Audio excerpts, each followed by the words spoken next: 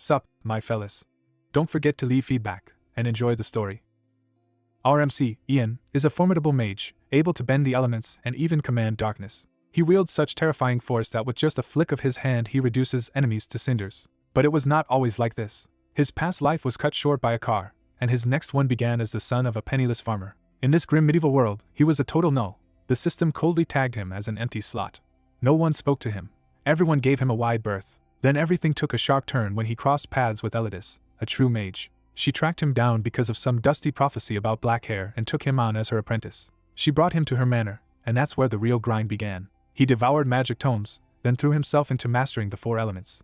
He nearly drowned in icy rapids, plummeted from dizzying heights while taming the wind, and almost burned alive while learning to command fire. And now he sets out for the final trial, the trial of Earth. He attempts to reason through Earth's nature with Moronius, trying to define how something that seems still might still flow. When nothing answers, his confidence falters and he wonders if he has misunderstood the mystery. He concludes that he may simply lack enough affinity for Earth magic. Rather than force it, he decides he should strengthen his other abilities first. At that moment, a status window appears and reveals bonus skill points that can raise his magic proficiency. Ian is delighted, realizing this system gives him an overwhelming advantage in this world. Unable to read every detail but understanding the function, he chooses to spend the points on leveling his elemental skills, including geomancy. The upgrade takes effect at once, and magical energy surges through the cave as his connection deepens. Earth finally answers him by revealing the truth below. Beneath the ground, stone is not still at all, but floating over a sea of lava. Deep in a cave, Ian realizes the trembling around him is geomanic power and understands he has just heard the Earth itself. Deciding he has learned enough, he prepares to return and report that he can perceive the Earth's voice. Before leaving, he uses fire magic to solve the immediate problem of the darkness. A torch flares to life in his hand, giving him a way forward through the cavern. The sudden light draws a furious cry from something hidden, revealing that another presence has been lurking in the dark. Startled, Ian demands to know who in the earth is speaking to him. The unseen presence answers only faintly, too weak or unwilling to explain itself. The scene shifts back outside under the night sky as Ian hurries to share what he discovered. He heads straight for his master, intent on reaching the next Pyromancer Council with this breakthrough. He calls out to her urgently as he runs up, eager to deliver the news. His master immediately understands he succeeded in the trial she sent him on. Ian proudly announces that he has learned shadow magic from the darkness. That claim shocks his master, because it is not what she expected him to gain at all. Ian waits confidently, unaware that his wording has created a serious misunderstanding. His master silently connects his claim to the forbidden idea of a voice of darkness, and grows alarmed.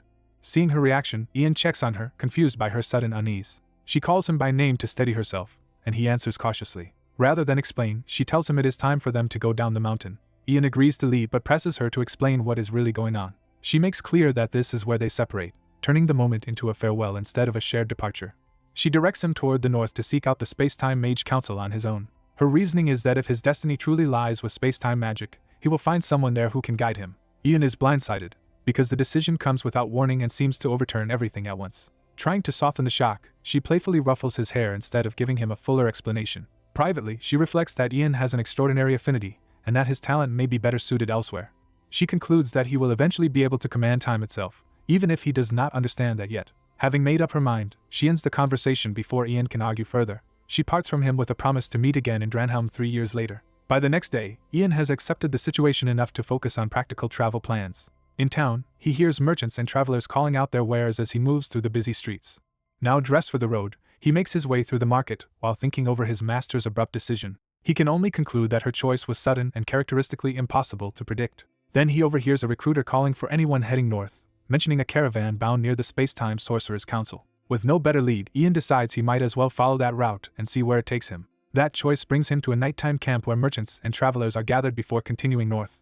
Ian settles by the fire with a bowl in hand, quietly taking in the unfamiliar group. A friendly merchant named Leek, master of the Rabbit-Foot Merchant Guild, starts a conversation by asking if this is Ian's first trip north. Ian admits it is and explains he joined because business on that route came up suddenly, prompting Leek to ask whether he knows about Dragon Mountain. The mention of Dragon Mountain leads into a warning about the place, where dragons are said to dwell. Leek emphasizes the danger by describing real drakes appearing there, making the northern road sound far more perilous. He then asks Ian whether he can fight or at least dodge well enough to survive such trouble. When Ian hesitates, Leek bluntly judges him useless in a brawl and asks what role he can possibly fill. Ian nervously reveals the truth that he is a mage. That answer stuns Leek, who had completely failed to recognize him as one. The claim also catches the attention of a hooded traveler nearby, and the mood around the camp subtly tightens. From beneath the hood, the silent traveler studies Ian with sudden interest. The others around the fire echo the surprise, clearly unsettled that the quiet newcomer is a mage. Ian notices the tension and asks if there is some problem, not understanding why his identity changed the atmosphere. Leek hurriedly brushes it off and overcompensates with forced cheer, offering Ian another serving to smooth things over. Still unconvinced, Ian watches as Leek abruptly retreats toward another dark-clad man, sensing there is more behind the camp's reaction than anyone wants to admit. The young traveler realizes the man nearby is actually a mage. At the campfire, the mercenaries dismiss that possibility and mock him as weak. Their contempt deepens as they compare him to a stray dog and make clear they do not respect him at all. A hooded young woman quietly approaches the traveler with a suggestion. She urges him to put the mercenaries in their place if he truly is a mage.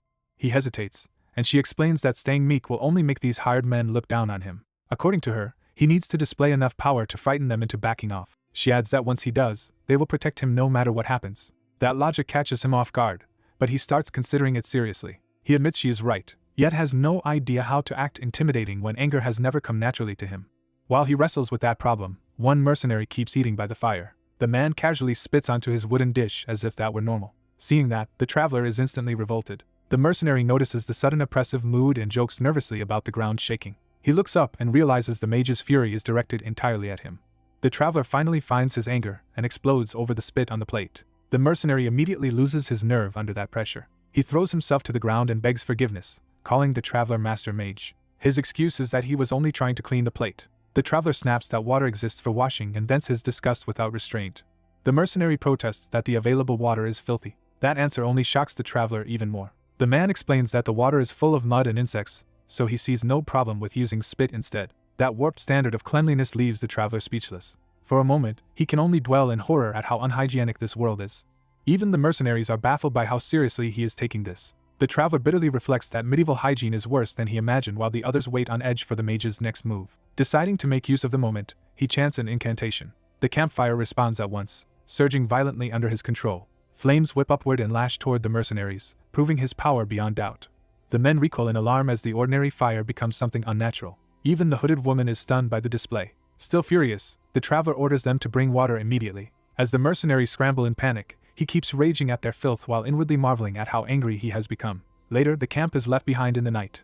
Elsewhere in the forest, a group of rough men tracks the hooded woman, certain she fled this way. One of them is pleased at the thought of claiming Kathy for himself this time. Before long, they spot her. Thinking they have cornered an easy target, they approach with false friendliness and try to lure her along. One of the men quickly senses something is wrong. A masked stranger suddenly appears carrying the woman over his shoulder, revealing she is no longer alone. The pursuers are startled and demand to know who he is. Before they can react properly, one of them is struck down. The others realize their companion has been killed and accuse the stranger of murdering him. They rush him together, intent on killing him in return. The masked man dismisses them as weaklings while keeping hold of the woman. The woman, hanging upside down against his shoulder, is startled by how abruptly the fight is unfolding. He shifts his grip and moves through the attack without letting her fall. In the next instant, he drops low and brings another enemy down. When the motion stops, the woman is left shaken on the ground while her rescuer remains poised beside her, ready for the rest. A blue-haired woman flees through the night as armed pursuers close in, and the hunters are ordered not to let their target escape. Elsewhere, a young mage lies asleep in a tent, unaware that the chase is nearing him. A warning breaks into his sleep, telling him that there is no time left to rest. He jolts awake as a supernatural alert reaches him. Humans are coming. The unseen voice urgently forces him fully conscious before the danger arrives. Still disoriented, he sits up in alarm and tries to understand the threat pressing in on him. As he steadies himself, he senses an unfamiliar presence nearby and realizes something is wrong outside. Someone calls for the mage, making clear that others are already depending on him. An older man bursts in and reports an immediate problem, dragging the mage into the crisis. Under the full moon, the night outside feels tense and exposed as the danger draws closer. In the forest, masked men clash with defenders while the pursuit of the woman continues amid the fighting. One attacker cuts down a man without hesitation, showing the search party is willing to kill freely. Their leader makes it clear that the dead do not matter as long as the woman is found. He orders his men to stop wasting time on the fight and focus entirely on locating her. The woman hides behind a tree, shaken, while armed searchers spread through the area around her. Cornered and panicking, she realizes they are about to catch her and sees no way out. A sword suddenly appears at her head, ending any hope that she can stay hidden. A silver-haired pursuer finds her and calmly confirms that her escape is over. He threatens to maim her if she does not stand and submit immediately. Certain she is about to die, she gives in to despair. Before the man can finish her, a burst of power interrupts the attack and forces his strike off course. The attacker freezes in shock as he realizes something unexpected has intervened. A violent surge erupts around the woman, blasting the assailant away and breaking the moment of capture. The mage appears beside her in swirling magic, placing himself between her and the hunters. She stares at him in disbelief, struggling to process that someone has come to save her. He quickly reaches for her, making his protection immediate rather than symbolic. With calm confidence, he tells her to stay close to him and takes control of the situation. Though still frightened, she begins to look at him with fragile hope. The villagers gather behind the mage and the rescued woman, forming up around his lead. They announce that they are ready, showing they will follow his plan despite the danger. He accepts their support and prepares to act, while the woman remains close behind him. The mage invokes darkness, choosing a spell meant to change the battlefield itself. Shadow spreads overhead and across the forest, swallowing the moonlit clearing in unnatural gloom. Raising his hand, he completes the spell and blankets the area in magical darkness. The enemy is caught off guard as visibility vanishes around them. Confusion breaks through their ranks when they realize they can no longer see anything and must rely on torches. They hastily light flames, trying to reclaim control of the field. Instead, the darkness turns them against one another, as their shouted directions only deepen the chaos. Using the confusion, the mage leads the woman and villagers forward in a tight line through the dark. As he keeps moving, he activates a shadow-based vision skill that lets him navigate what others cannot. The pursuers hear movement nearby and panic, sensing their prey slipping away in the dark. One of them lunges toward the sound, desperate to stop whoever is escaping. The older villager breaks under the pressure and begs for mercy, revealing how terrified the group is. The mage answers by switching from concealment to attack and calls forth scorching fire. A blast of flame engulfs an enemy, turning the torchlight against the hunters themselves. The burning man collapses, and the ambush leaves the attackers reeling. Two masked pursuers hesitate at the sudden counterattack, no longer certain they control the hunt. The mage judges that the fire should keep them back long enough to continue the escape. But the enemy quickly regroups, identifies that a mage is among them, and orders everyone to charge. One masked fighter surges forward with renewed determination, showing the pursuit is far from over.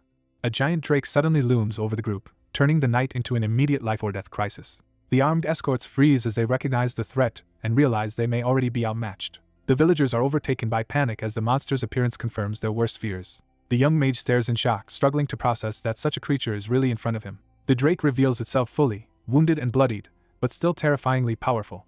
One guard tries to hold his ground despite the fear, while the drake's presence presses in on them. The beast lashes out fast enough to send the men scrambling, proving it can kill them whenever it wants. The others finally identify it as a drake, and that recognition only deepens their dread. The mage quickly understands how dire the situation is. Facing the drake's killing intent, he becomes convinced he may die here.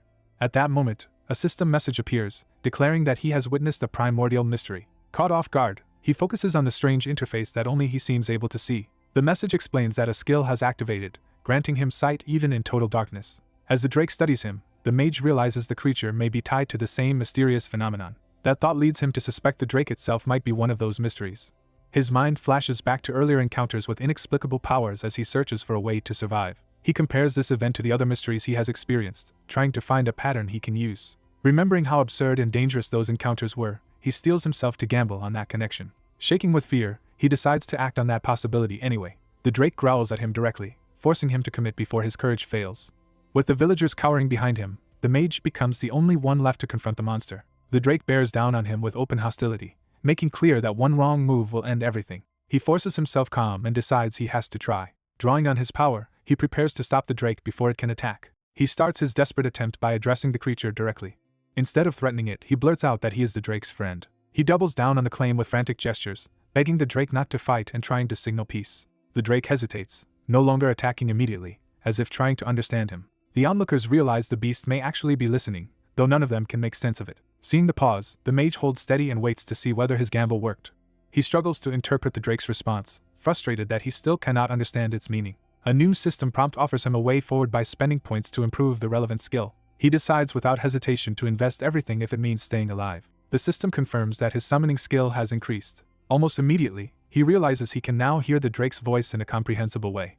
He cautiously addresses the creature again, testing this new connection while the others cling to him for safety. The drake's reply crashes into his mind with overwhelming force, proving the link is real. Relieved, he recognizes that the upgrade worked and that communication is finally possible. He gathers himself, knowing he now has one chance to turn this into negotiation. He formally tells the drake that he has no intention of fighting it.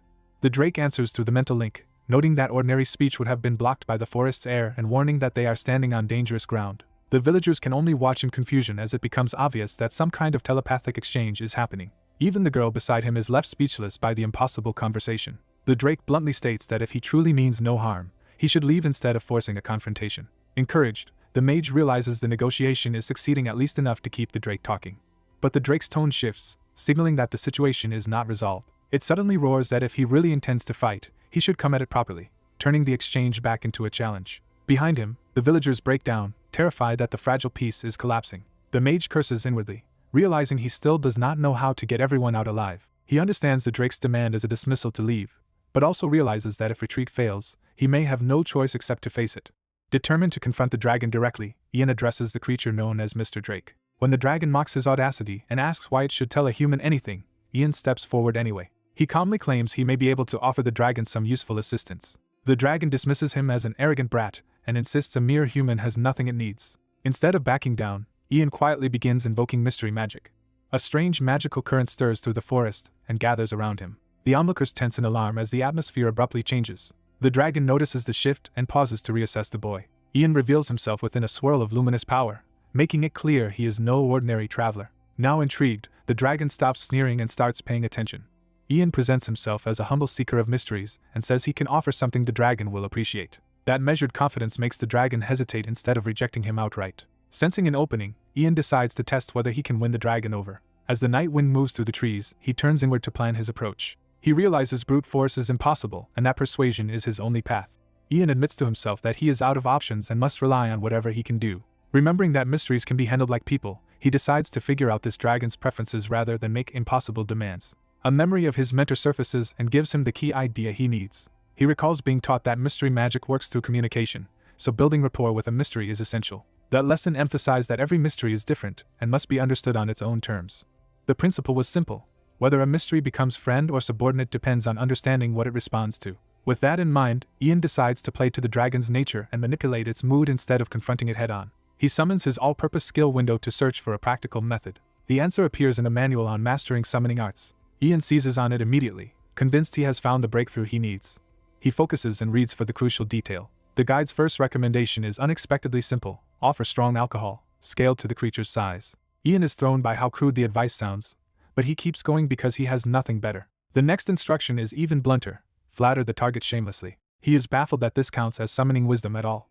Even so, he accepts that he cannot overpower the dragon and must exploit any weakness he can find. Ian concludes that since direct control is impossible, he needs to create an opening through the dragon's ego and appetites. He politely interrupts, drawing the dragon's attention back to him. Ian announces that he has prepared a gift and asks permission to present it. Curious and amused, the dragon agrees to receive it.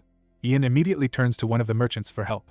He orders Mr. Leek to fetch every bottle of the strongest alcohol from the wagon at once. A crate is brought over as Ian puts his plan into motion. Inside is a supply of liquor, enough to make a proper offering. The dragon initially scoffs at the gift as pitifully small for a creature of its size.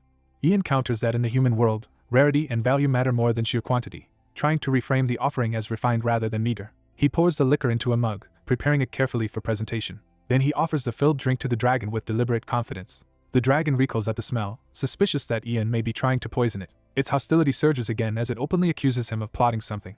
To calm that suspicion, Ian cheerfully promises it is safe and offers to drink first as proof. He downs the mug himself without hesitation. The watching humans stare in shock, unsure whether he is brave or reckless. Ian forces a smile through the burn and insists the drink is fine, though the strength nearly overwhelms him. Seeing that the liquor is genuine, the dragon's suspicion eases and its interest shifts toward the potent scent of the offering. The mage offers a dragon a drink, assuring him it should suit his taste. The dragon cautiously accepts the tiny mug, unsure what to make of this human gesture. He sniffs and tests the strange liquid instead of trusting it outright. Nearby villagers watch in anxious suspense, clearly terrified of how the dragon might react. After tasting it, the dragon's expression sharpens with interest rather than anger. When asked for his judgment, he admits it is not especially good, but he immediately adds that, for some reason, it is oddly addictive, catching the mage's attention.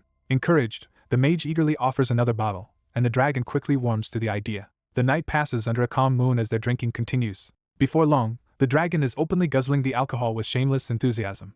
He ends up genuinely loving the drink, while the mage dryly accepts the absurd success of his brew. By the time the villagers notice the aftermath, the dragon has emptied 7 barrels without passing out. The mage realizes simple intoxication will not put the dragon to sleep and starts rethinking his approach. Since the alcohol itself is failing, he concludes there must be another weakness to exploit. The dragon reminds him of an earlier question, steering the conversation toward the real reason for his foul mood. He confirms that his bad temper began with a personal grievance rather than random violence. The mage is startled when the dragon unexpectedly starts speaking with vulnerable sincerity. The dragon confesses that his nest was too small and uncomfortable. He had once shared it with a girlfriend who found it cozy, making the memory even more painful. The mage is stunned that this fearsome dragon even had a romance at all, but listens on. The dragon reveals that the relationship ended without him understanding what he had done wrong. He explains that everyone began mocking his girlfriend. Because she was dating someone like him, he was consumed with guilt. In a burst of drunken anguish, he admits he broke up with her over it. The villagers overhear this melodramatic confession and are left bewildered by the turn of events. The dragon's heartbreak erupts into a loud, miserable wail that shakes the whole clearing. The villagers are knocked out cold by the shock of it, leaving the mage as the only one still dealing with him. Watching the dragon collapse into lovesick despair, the mage realizes pity may give him leverage. He quickly decides to turn that opening into a bargain. Calling the dragon by name, he makes sure he has his full attention. He offers to use magic to repair and improve the dragon's nest. The dragon, caught off guard, immediately wants to know if the offer is real. The mage confirms it is, but only if the dragon agrees to a condition. With a confident smile, he asks for one small favor in return. By the next day, the crisis has moved from negotiation to whatever agreement was struck. The mage stands in the forest afterward, looking as though the consequences are already weighing on him. The villagers slowly wake from their collapse, confused and groggy. One of them drifts into a dazed, inappropriate misunderstanding until the mage cuts it off. Something large and close by makes its presence known, interrupting any chance of normalcy. The mage snaps the old man back to his senses with a threat, forcing him to focus. He faces the source of the disturbance with grim intensity, ready for the result of his deal. The villagers jolt fully awake as the situation suddenly becomes impossible to ignore. A heavy impact and frantic movement reveal that someone or something has been dropped into their midst. The newcomer turns out to be a blue-haired young woman, disoriented, while the old man stares in baffled recognition. As the mage leads the group away in a cart, the others struggle to understand how everything changed while they were unconscious.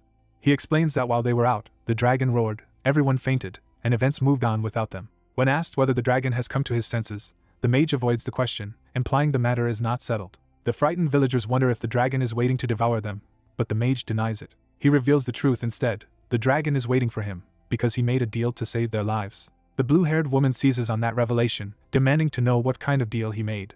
Ian realizes the villagers are praising him as a great mage for subduing the drake and worries he may have done more than necessary. He reminds the drake that he only agreed to heal its nest if the captives were released, making clear the bargain still stands. Before Ian can settle matters, the villagers erupt into worshipful cheers and start hailing him as their savior. Caught off guard by the sudden commotion, Ian turns in confusion to see what they are doing now. Their praise becomes so excessive that even Ian recognizes it has gone from gratitude to embarrassing hero worship. The drake, overwhelmed by the noise and attention, can only endure the barrage as Ian waits for the uproar to die down. By the end of it, the villagers celebrate Ian as the man who forced the fearsome drake to submit. Their relief spills over into open jubilation as they convince themselves he has completely conquered the beast. They go further and pledge their lives to Ian, treating him as a figure of destiny, while he can barely process what they are saying. Ignoring the devotion being thrust on him, Ian tells them to get ready to leave while he goes back for the drake's nest and warns them not to depart without him. An older man reassures the group that Ian and the drake are effectively on the same side now, leaving Ian awkwardly accepting the misunderstanding. As the villagers begin organizing themselves, a blue-haired girl calls out to stop them and asks for a head count first. She suddenly senses something unusual and grows alert, as if noticing a presence or disturbance nearby. Her attention shifts upward into the forest canopy, following the faint sign that caught her notice. The scene moves to the drake's cave, where Ian returns to deal with the damaged nest. Inside the cavern, Ian pauses as the drake looms beside him and the tension between them resurfaces. The drake snaps at his expression, and Ian hurriedly insists he is not mocking it, only worn out and unable to hide it. Ian admits his mana and stamina are nearly depleted, showing that the earlier fight and healing have pushed him close to his limit. Even so, he decides to finish the job by reshaping the cave walls and clearing the jagged stone around the nest. He steadies himself and prepares to cast despite his exhaustion. Ian invokes earth magic to begin repairing the cavern. As the spell stirs, the earth itself answers him again, signaling that the mysterious force tied to his magic has returned.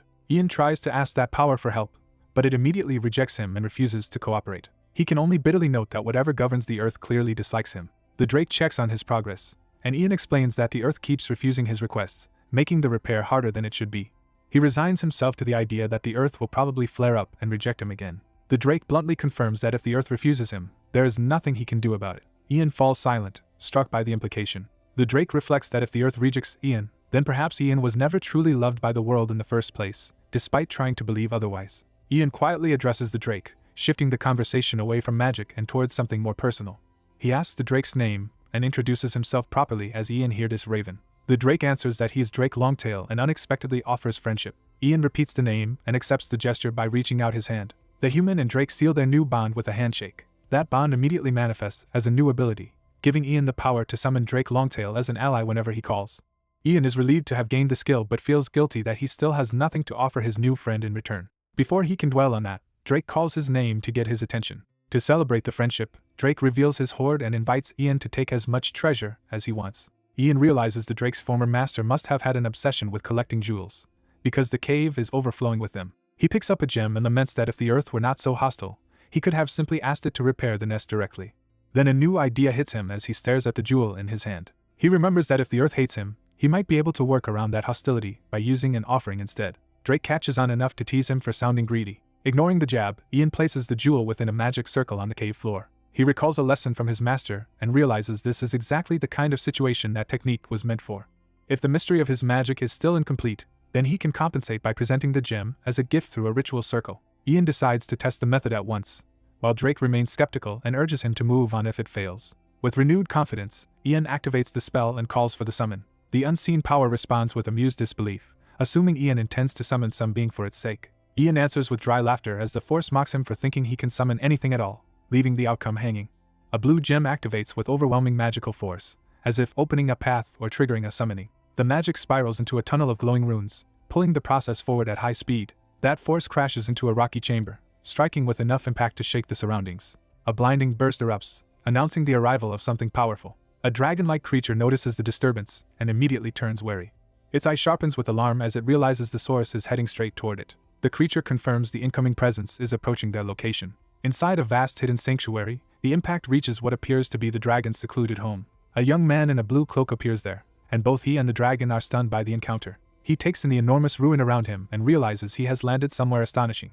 The dragon, distracted by a delicious scent, becomes more curious than hostile. It assumes the newcomer must have created that enticing smell with magic, but the young man denies knowing anything about it. Misreading the situation as a gift, the dragon gratefully seizes him like a treasured offering. The creature's thoughts veer into absurd affection and possessiveness, while the young man is crushed by attention he never asked for. Still rattled, he awkwardly tries to be polite, hoping to calm the dragon by saying he is glad it was pleased. Before he can recover, he feels something strange happening beneath him. Confused, he tries to understand the sensation, while the dragon watches just as uncertainly. The feeling intensifies, leaving him dizzy and unable to make sense of his own body. The dragon leans in, questioning why he still seems half asleep and unresponsive. A sudden realization hits him, and his expression turns grim. He loses consciousness on the spot and collapses. The dragon catches him in panic, calling his name and trying to keep him from hitting the ground. With Ian limp in its grasp, the dragon is left scrambling over what to do next. It shouts for help, desperate for someone who understands magic. A purple-haired woman rushes in at once, responding to the emergency. The dragon startles at her sudden arrival, caught between relief and alarm. She quickly assesses the scene and realizes the dragon is in distress over the unconscious stranger. She finds the dragon cradling Ian protectively rather than attacking him. The dragon carefully adjusts its hold, trying not to hurt the unconscious boy. But when the woman gets too close, the dragon bares its teeth and warns her off. She immediately backs down and pleads with Drake to listen, trying to calm his protective instincts. To save herself and Ian, she hurriedly declares that she and Ian are the dragon's friends and begs not to be harmed. She pushes the reassurance further, asking for the dragon's agreement in the simplest possible terms. Drake hesitates over the idea that Ian could truly count as a friend. As the woman waits tensely, Drake's aggression fades into reluctant acceptance. With the danger eased, Ian remains slumped and unconscious in the aftermath. Time passes into night as the crisis settles into uneasy quiet. Only the dim candlelight inside the chamber marks the stillness around them. Ian finally begins to stir awake, groggy and disoriented. Still half dreaming, he reaches out expecting to find his phone an ordinary reality. Instead, his hand closes around someone else's hand. Too dazed to process it, he absurdly assumes his phone has somehow turned soft. The unfamiliar warmth and softness make him compare it to a cat's paw, deepening the confusion. When a voice asks if he is awake, the shock snaps him fully alert. He looks up to find his head resting in the lap of the purple-haired woman. Startled and embarrassed, he demands to know why she is here. She gently tells him to stay down because he is clearly confused, while he wonders if he is still dreaming. As he tries to sit up anyway, she scolds him for moving too fast after blacking out. Holding his head, Ian remembers that he passed out during the chaos. He pieces together the cause. He had tried to talk with a noblewoman, but the effort of forcing his summoning art to level up overwhelmed him and led to this collapse. The young woman hesitates in confusion, while Ian realizes the situation has suddenly become awkward. The hooded dragon awkwardly curls up in embarrassment, making it clear Drake has fled the scene out of personal excitement. When Ian asks where Drake went, she explains he abruptly left without warning. Ian quickly infers that Drake probably ran off to reunite with his mate, and the thought is absurdly easy to picture. That realization leaves Ian mildly stunned by how delighted Drake seemed about it. Trying to reset the mood, Ian apologizes for the trouble, but she assures him she is unharmed. She then asks how Ian even got there, and he admits he only told Drake he was her friend, which was enough to make the dragon bring him along. Ian starts to explain the method in terms she would not understand, and her blank confusion makes the gap between them obvious. Still half asleep, Ian realizes he almost answered in modern jargon that means nothing in this world. Before he can smooth it over, she quietly confesses that she followed him despite knowing it was dangerous. Gathering herself, she tells Ian there is something important he needs to know. She reveals that the attack the night before happened because of her. Ian is caught off guard when she takes responsibility for the entire incident. Ashamed and trembling, she asks whether he is shocked that she dragged him into her troubles. Ian feels the conversation turn heavy and tries to think of how to handle her distress. Seeing her shaking, he first assumes she is overwhelmed by guilt and fear. Her tearful expression confirms how deeply this confession is weighing on her. Ian tries to lighten the tension by joking that if she were truly involved with criminals, she would not look this frightened. His teasing lands just enough to make her pause, and he openly admits she does not seem like a bandit at all. She decides to trust him with the truth, beginning by correcting the false name she had given him. Ian braces for something dramatic, and the reveal sounds almost too grand to be real. She introduces herself as Lucy of the Italian family, a noblewoman rather than an ordinary traveler. Lucy explains that the bandits were not random attackers but men sent by her fiancé to abduct her. Ian is baffled by how casually she can mention a fiancé after everything that has happened, but he listens as she continues. Lucy says she had been trying to flee so far away that her fiancé would never find her. She recalls that even after running, his reach still seemed to close in on her from above. Desperate, Lucy takes Ian's hand and pleads with him directly. She asks him to help her escape, forcing Ian to stop and confront the full weight of her request. Instead of agreeing immediately, Ian asks the crucial question of what exactly she is running from. Lucy begins with her family's status, explaining that the Italian house governs the Fine-Leb region as a barony. Because their military strength was too weak to protect that land, her family lived under constant threat from outside enemies. In the end, that vulnerability led them to seek survival through marriage rather than force. The memory shifts to the wedding that was meant to secure her house's future. Lucy was betrothed to a former mercenary captain whose power and influence seemed capable of protecting her family. At the time, his command of the strongest mercenary group made him look like a practical answer to their weakness.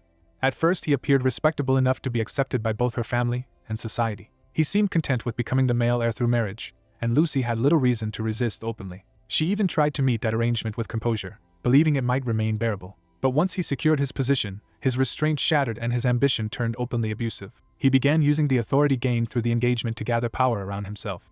With that power came cruelty, as he openly pursued other women and treated Lucy as if her feelings did not matter. When her parents finally moved to break off the engagement, they did not survive the decision. The memory drives Lucy into fury and grief as she names him for what he is. She reveals that her fiancé poisoned her parents. Ian is stunned by the scale of the crime she has been carrying alone. Lucy explains that he learned her parents intended to cancel the engagement, so he murdered them to silence them and preserve his claim. Ian absorbs the revelation and realizes just how monstrous the man truly is. In his mind, the fiancé becomes nothing more than a vicious opportunist hiding behind noble ambition. Lucy adds that even if he was born a commoner, he cannot inherit the Italian name or fortune without her. That is why she fled with the help of loyal servants, determined that death would be preferable to being taken back by him. The woman fears her pursuer will keep hunting her down until he can force the marriage. She begs Ian to get her away safely before that can happen. Ian realizes she is trapped by a prince who wants to use her family's poison magic for his own power. He understands the prince has already ruined her life and left her desperate enough to flee. Even while taking this in, Ian is baffled by how twisted noble logic can be. She tries to secure his help by swearing the Talon family's honor and promising a reward worth his time. Ian hesitates, wondering why she chose him and whether helping her would only invite betrayal. She dismisses that fear by revealing the prince values her life so little that the bounty on her head is laughably cheap. That answer makes Ian pause and reconsider what kind of situation she is really in. When she claims she can give him everything, Ian is caught off guard by how far she is willing to go. She makes her offer explicit, promising him the throne itself if that is what he wants. The sheer scale of her proposal leaves the two of them facing each other in stunned silence. Ian's thoughts jump to the implication that marrying her could make him king. He imagines the path from commoner to royal consort opening in front of him. For a moment, he sees himself becoming Ian Elidus Raven. But he checks himself, reminding himself that he is just a former laborer stranded in a fantasy world, not someone meant for a crown. So instead of chasing that fantasy, he decides the practical thing is simply to help her escape and then part ways. As he starts to answer, she waits anxiously for his decision. Ian downplays his value, insisting she would be better off hiring a swordsman because a mage is not really a frontline fighter. She takes that as rejection, and her hope immediately starts to collapse. Seeing her wilt, Ian quickly moves to stop the misunderstanding. He agrees to help after all, as long as she is paying, while making it clear whatever follows afterward is her responsibility. To her, that answer feels like rescue at the exact moment she needed it most. Relief overwhelms her, and Ian is startled when she suddenly breaks down crying. He awkwardly tries to reassure her that he really did mean he would help. She answers by clutching his hand in gratitude. Still crying, she thanks Ian over and over for saving her. Her gratitude turns into an impulsive embrace that leaves Ian frozen. Caught in the hug, Ian quietly absorbs how serious and sincere her desperation is. He lets her cry against him until the moment settles into a fragile sense of trust. By the next bright morning, their escape is underway. Nearby, a dragon-like creature lounges in the sun with complete ease. The beast notices them and casually acknowledges Ian like an old acquaintance. Ian approaches with the woman behind him, and the creature greets him as a friend. The dragon checks on Ian's condition, and Ian assures him he is fine. Ian urges them to head down the mountain because the rest of the group is waiting. He also thanks the dragon for the gift from earlier, brushing it off when the thanks are returned. To speed things up, the dragon offers them a ride. Ian accepts easily and addresses the creature by name, Longtail, treating him with familiar affection. Watching this, the woman is left baffled by how naturally Ian interacts with the dragon. Longtail notices her hesitation and bluntly orders Princess Epton to climb on as well. Ian lightly scolds Longtail for scaring her, but the dragon sees nothing wrong with his approach. The princess can only admit that she has no idea what either of them is talking about anymore. Seeing her confusion, Ian reaches out to guide her. With an encouraging smile, he tells her to get on Longtail's back. She accepts his hand and lets him help her up. Once both riders are seated, Longtail announces their departure. The dragon launches forward, carrying them down through the forest at speed. As they race on, someone ahead urgently calls for everyone to move because there is no time to waste. They arrive to find survivors in turmoil, with one man insisting the mercenaries they had seen were completely wiped out. A villager panics that if the bandits are still nearby, everyone in the village is doomed. Another man tries to stay reasonable and insists they should deal with the threat properly instead of giving in to fear. The villagers argue that with no one but old men left, they have no way to fight off raiders who steal food and women. Unable to decide, they turn to their elder, Master Leek, and press him for an answer. Leek sits in heavy silence, weighing the village's desperation. A sudden realization strikes him. He abruptly decides they should wait for the mage instead of confronting the bandits themselves. The others split between outrage and eager agreement, with one immediately ready to follow Leek's lead. Leek justifies himself by saying they only need to hold out until the mage returns and can drive the raiders away. Ashamed, he bows and admits the village was attacked by bandits, and that he should have endured the humiliation if it were only about him. A one-eyed bandit leader cuts off the villagers' whining and asserts control through open intimidation. With a blade at their throats, the villagers beg for mercy and offer anything to save themselves. The bandit leader names his price and demands they hand over a woman. He makes clear he means a striking woman with blue-black hair and warns them not to pretend ignorance. The villagers slowly realize he is talking about the beautiful outsider among them. They identify her as Kathy. The others are stunned that he means her. The bandit leader orders his men to find Kathy at once while the villagers are left shaken. Before they can act, Kathy vanishes from where she had been. The bandit leader understands immediately that she slipped away and takes it as confirmation. Terrified, the villagers cling together and cry for help. The bandits notice something approaching and pause to identify it. The villagers realize the mage has returned and that he has brought a drake with him, giving them sudden hope. The bandit leader is thrown off by the mention of both a mage and a drake. The drake charges into view at full speed. Ian arrives riding the drake, with Kathy safely behind him. The bandits recognize Kathy and begin to grasp what they are facing. Their confidence breaks when they realize the creature she is riding is truly a drake. The beast's presence confirms the danger beyond doubt. One bandit freezes in raw fear. The leader abandons all bravado and orders an immediate retreat. Relieved, Ian tells Kathy he is glad she is safe. Leek thanks Kathy for being with the mage and admits the bandits would have done something terrible to her. The villagers then wonder how those men knew about Kathy so quickly and note that they had been lurking around from the moment the newcomers arrived. That mention makes Ian focus on a familiar name tied to the village's supposed faith. Hearing the name Marquis after so long stirs an old memory in him. He recalls a church orphanage where children were raised under the heavenly God and where he once lived. Ian reflects that even after all this time, the people connected to that place are still hounding Lucy. Watching Kathy, he realizes they are relentlessly pursuing her. As the fleeing bandits continue shouting Lucy's name, Ian understands they may eventually catch her if nothing changes. He turns to the drake, Longtail, and asks for help. Ian asks Longtail to drive the men away, promising he can explain everything later. Longtail agrees on the condition that Ian properly introduce him to Lucy afterward. The drake immediately races off to chase the bandits away. Left behind, Ian thinks he never wanted to rely on Marquis's power again, but he may have no choice if he wants to protect her. That thought jolts him with the fear that he may have drawn on that power once more. He clutches his head, wondering if he overused Marquis's power again. Kathy notices his condition and gently asks if he is pushing himself too hard, but Ian insists he is fine. She stays close and makes clear she does not believe him, while Leek watches the two of them with sudden interest. Leek seems to arrive at a new understanding as he studies them. A bystander mistakes the mage and his hooded companion for a couple, putting him on the spot before he can deny it. Later, they ride on in uneasy silence while he tries to act casual, and she sits close beside him. His attention snaps back when a new report interrupts the lull. The system informs him that his drake has killed yet another human, already the 11th victim. He accepts the report without surprise, making it clear he has been expecting this outcome and sees no reason to interfere. He calmly confirms that the deaths are intentional. The truth behind the report is shown. The drake is slaughtering armed pursuers who had been hunting them. Rather than condemn it, he acknowledges that the drake protected them and quietly appreciates that loyalty. The drake brushes off the bloodshed as trivial if it helped its friend. As they part, the mage realizes the drake is leaving for good. The drake explains that a long-lived creature like him cannot remain in these mountains forever. He adds that this may be the last time they ever meet, turning the farewell into something final. The mage thanks him sincerely for everything, and the drake accepts the gratitude with warmth. Before going, the drake remembers one last thing he wants to leave behind. He offers a feather as a keepsake and asks the mage to remember him by it. The story then moves to Riverville, where the pair arrive after leaving the mountains. In town, locals quickly notice the hooded girl and identify her as a phoenix. That rumor spreads with a dramatic retelling of how a phoenix supposedly appeared to save people from a drake. The tale grows into a grand legend about the phoenix, a rare bird of endless azure. The embellished version claims its feathers carry frost that freezes whatever they touch.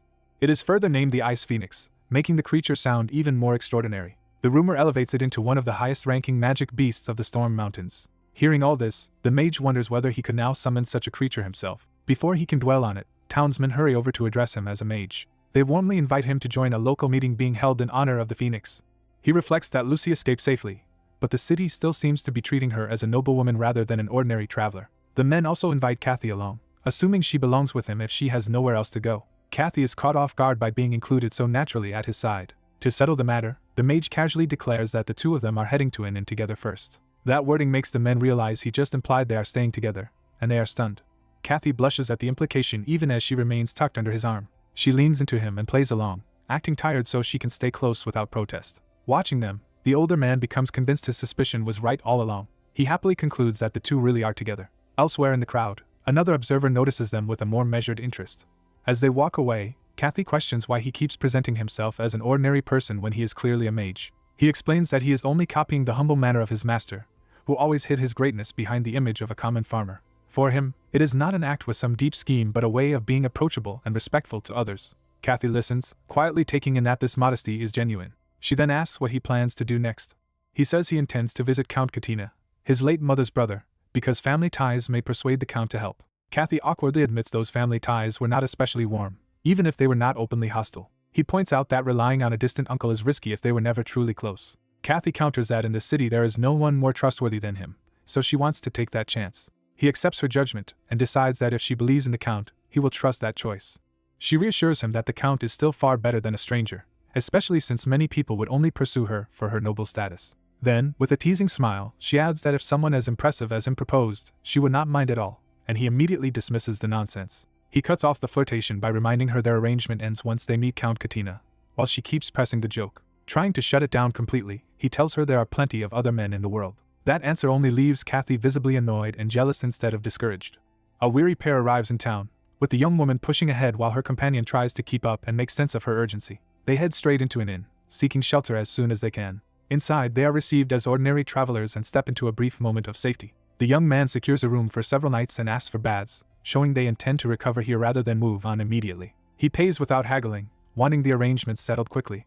The innkeeper accepts at once and moves to prepare everything. A careless question about whether the hooded young woman will bathe too turns the practical request into an awkward personal matter. Flustered, she tries to deny any issue, but her panic only makes the implication worse. She pushes back by pointing out that he is filthy too, trying to drag him into the embarrassment with her. When he still fails to understand, she snaps and makes it clear that she should not have to explain such an obvious problem. Her frustration leaves him genuinely confused for a beat. The sight of the bath setup finally makes him realize the problem. There is no privacy at all. That realization hits him all at once. Trying to fix the situation, he tells the innkeeper to prepare a bath only for him, sparing her the exposure. She admits that this is exactly the issue, embarrassed that he needed so long to understand. Their exchange has already drawn the attention of the other patrons, turning private discomfort into public spectacle. He notices the room watching them and understands how exposed they have become. As he tells her to put her hood back up, she insists on being called Kathy, signaling that hiding her identity matters more than his familiarity. He hurriedly helps cover her again, anxious because everyone is staring. Once her face is hidden, he can only resent how troublesome the whole situation has become. At a nearby table, several men grin at what they have seen, their interest already turning predatory. Outside, the scene shifts from awkwardness to danger as those men begin talking about the woman they just saw. They are captivated by her beauty and speak of her less as a person than as something rare they have discovered. Seeing that she travels with only one young man, they judge her poorly protected and easy to take. Their talk hardens into a plan to abduct her, and the others quickly agree. The threat is left hanging, but it is clear they do not intend to let the travelers leave peacefully. They decide they must seize her that very day. Elsewhere, the story moves to a noble estate where another kind of danger is being managed through politics rather than force. Lord of Riverville Baron Kalitz orders a servant to investigate the source of local trouble and report back. The servant gratefully accepts the chance, eager to earn favor.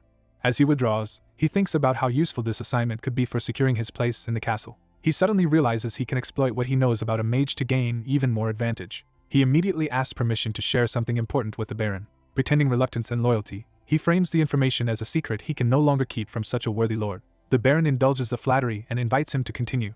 The servant claims that during his travels he encountered a mage, presenting the revelation as first-hand knowledge. He embellishes the tale with dramatic details, describing how that mage supposedly saved them all. Then he pivots, hinting that the real point is not admiration but danger. He reveals that this same Drake-using mage is now in town and brands him a dangerous threat. The accusation jolts the Baron out of his complacency. He immediately grasps the political risk.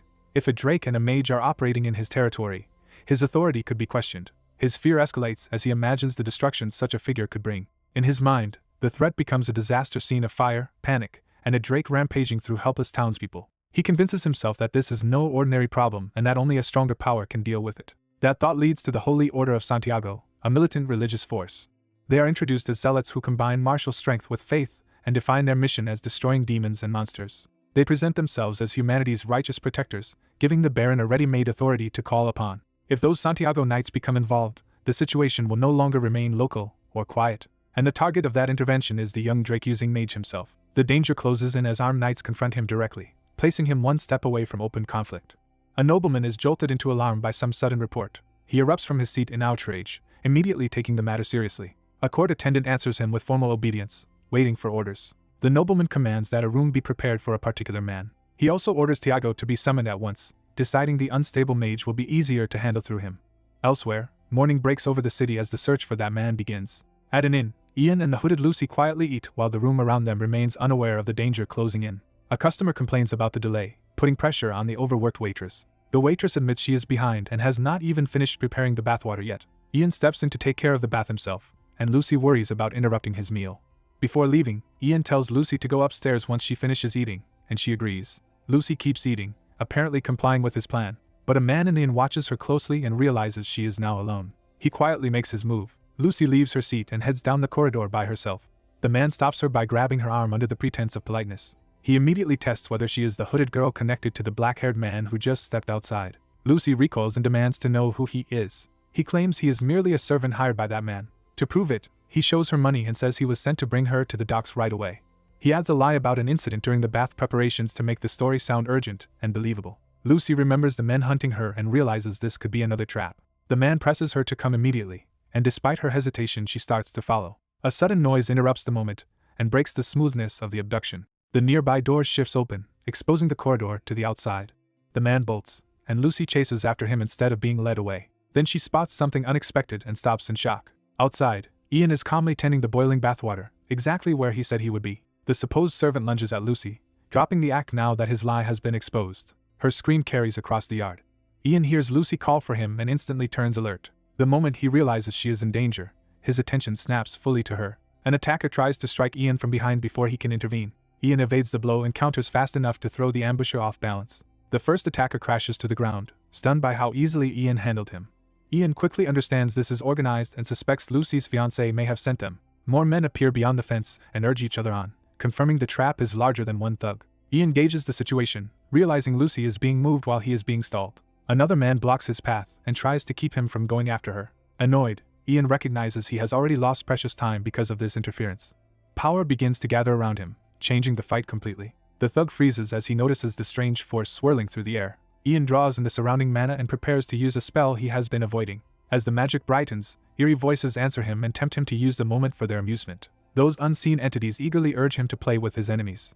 Ian recognizes the voices as the darkness tied to his power. He invokes shadow arts, calling that darkness into the open. The attackers are suddenly engulfed by unnatural shadow and panic as their vision disappears. While the thug cowers blind in the dark, Ian remains standing over him in complete control. Ian coldly reveals the rule of his magic. Inside his shadow arts, he alone can see. As several men close in, someone ahead desperately begs for mercy. The young mage realizes the captive he cornered must have summoned backup. He keeps the frightened man pinned under threat, refusing to let him escape. Demanding answers, he presses the captive to reveal where the missing girl was taken. The man suddenly claims he can see again, trying to derail the interrogation with panic and excitement. Irritated by the evasiveness, the mage strikes him and orders him to answer properly. Before he can continue, the mage senses danger and turns sharply. A sword is thrust toward his back, forcing him to recognize that armed men have surrounded him. An older swordsman arrives with authority and halts the confrontation before it escalates further. The mage immediately connects these newcomers to the darkness he sensed earlier. The elder, leader of the Holy Order of Santiago, questions whether that darkness was the mage's doing. The boy admits it was and identifies himself as the one who summoned that darkness. The elder studies him in silence, taking the measure of someone so young wielding such power. He is struck by the contradiction between the boy's age and the impossible force he displayed. The captive seizes the chance to beg the order for protection. He accuses the mage of attacking him without cause and trying to kill him. To the mage, the man's lie is so blatant it feels almost monstrous. The elder accepts the claim with unsettling calm instead of outrage. He reasons that if the boy is a mage, then violence is only to be expected. The pause that follows makes clear the order is treating the accusation as confirmation, not evidence to examine. The mage challenges that logic and demands to know what exactly they think is inevitable. The elder answers with prejudice, implying that cruelty is simply the nature of mages. He expands that belief into doctrine, declaring that mages bend all things to their own will. The accusation infuriates the boy. The men around the elder echo the same contempt, reducing all mages to monsters. The mage tightens his grip on his staff and rejects their absolute nonsense. He fires back that he attacked only because this man was one of the kidnappers and he had every reason to intervene. For a moment, the crowd is thrown off by how directly he says it. The mage realizes he lost control of the exchange by shouting and that the elder may seize the initiative if he draws his sword. Instead of anger, the elder responds with amused curiosity. He praises the boy's sharp tongue as the mark of a gifted mage, turning even defiance into proof of his bias. One of the order's men steps forward and names the supposed crime, vile magic. The mage repeats the term, trying to understand what they are condemning. The man explains that vile magic means any art that blinds people to the light of heaven. He frames magic hidden in shadow as a corrupt and disgraceful act.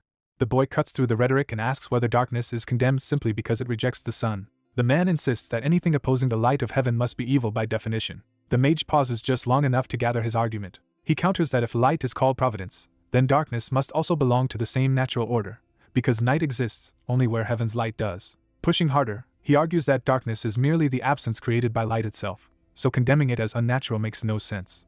His opponent falters, unable to answer the logic directly. The surrounding men begin to waver as the argument exposes the weakness of their certainty. One of them quietly shifts, sensing the tide of the exchange turning. Then the group abruptly rallies behind dogma anyway, loudly declaring that even this contradiction must still be heaven's will. The mage is left staring at the absurdity of arguing reason with fanatics. The elder finally changes the subject and asks to be excused, saying he now needs to go find the kidnapped girl. The captive is horrified as the elder reframes the situation. The boy attacked him because he was one of the kidnappers. Under the order's cold gaze, the man realizes his lie has collapsed and tries to deny it. The elder orders his men to keep watch over the captive, effectively treating him as a suspect now. He then turns to the young mage with sudden courtesy and apologizes for having wasted his time. An older man offers his hand and frames his approach as an apology, trying to lower the tension. At sunset, a small boat waits at the dock as two men prepare to leave by river. Ian and several villagers rush toward the pier, determined to stop the escape.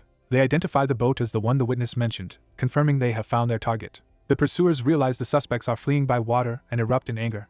Ian quickly judges that the setting sun makes a boat pursuit impractical and starts looking for another way. A sudden idea strikes him as he studies the river. The older man notices Ian's shift in focus and presses him for his next move. Instead of panicking, the elder rallies the others with a grand call to protect the named soul and launch the boats. The villagers answer with zeal, invoking the Order of Saint Santiago and turning the chase into a righteous mission.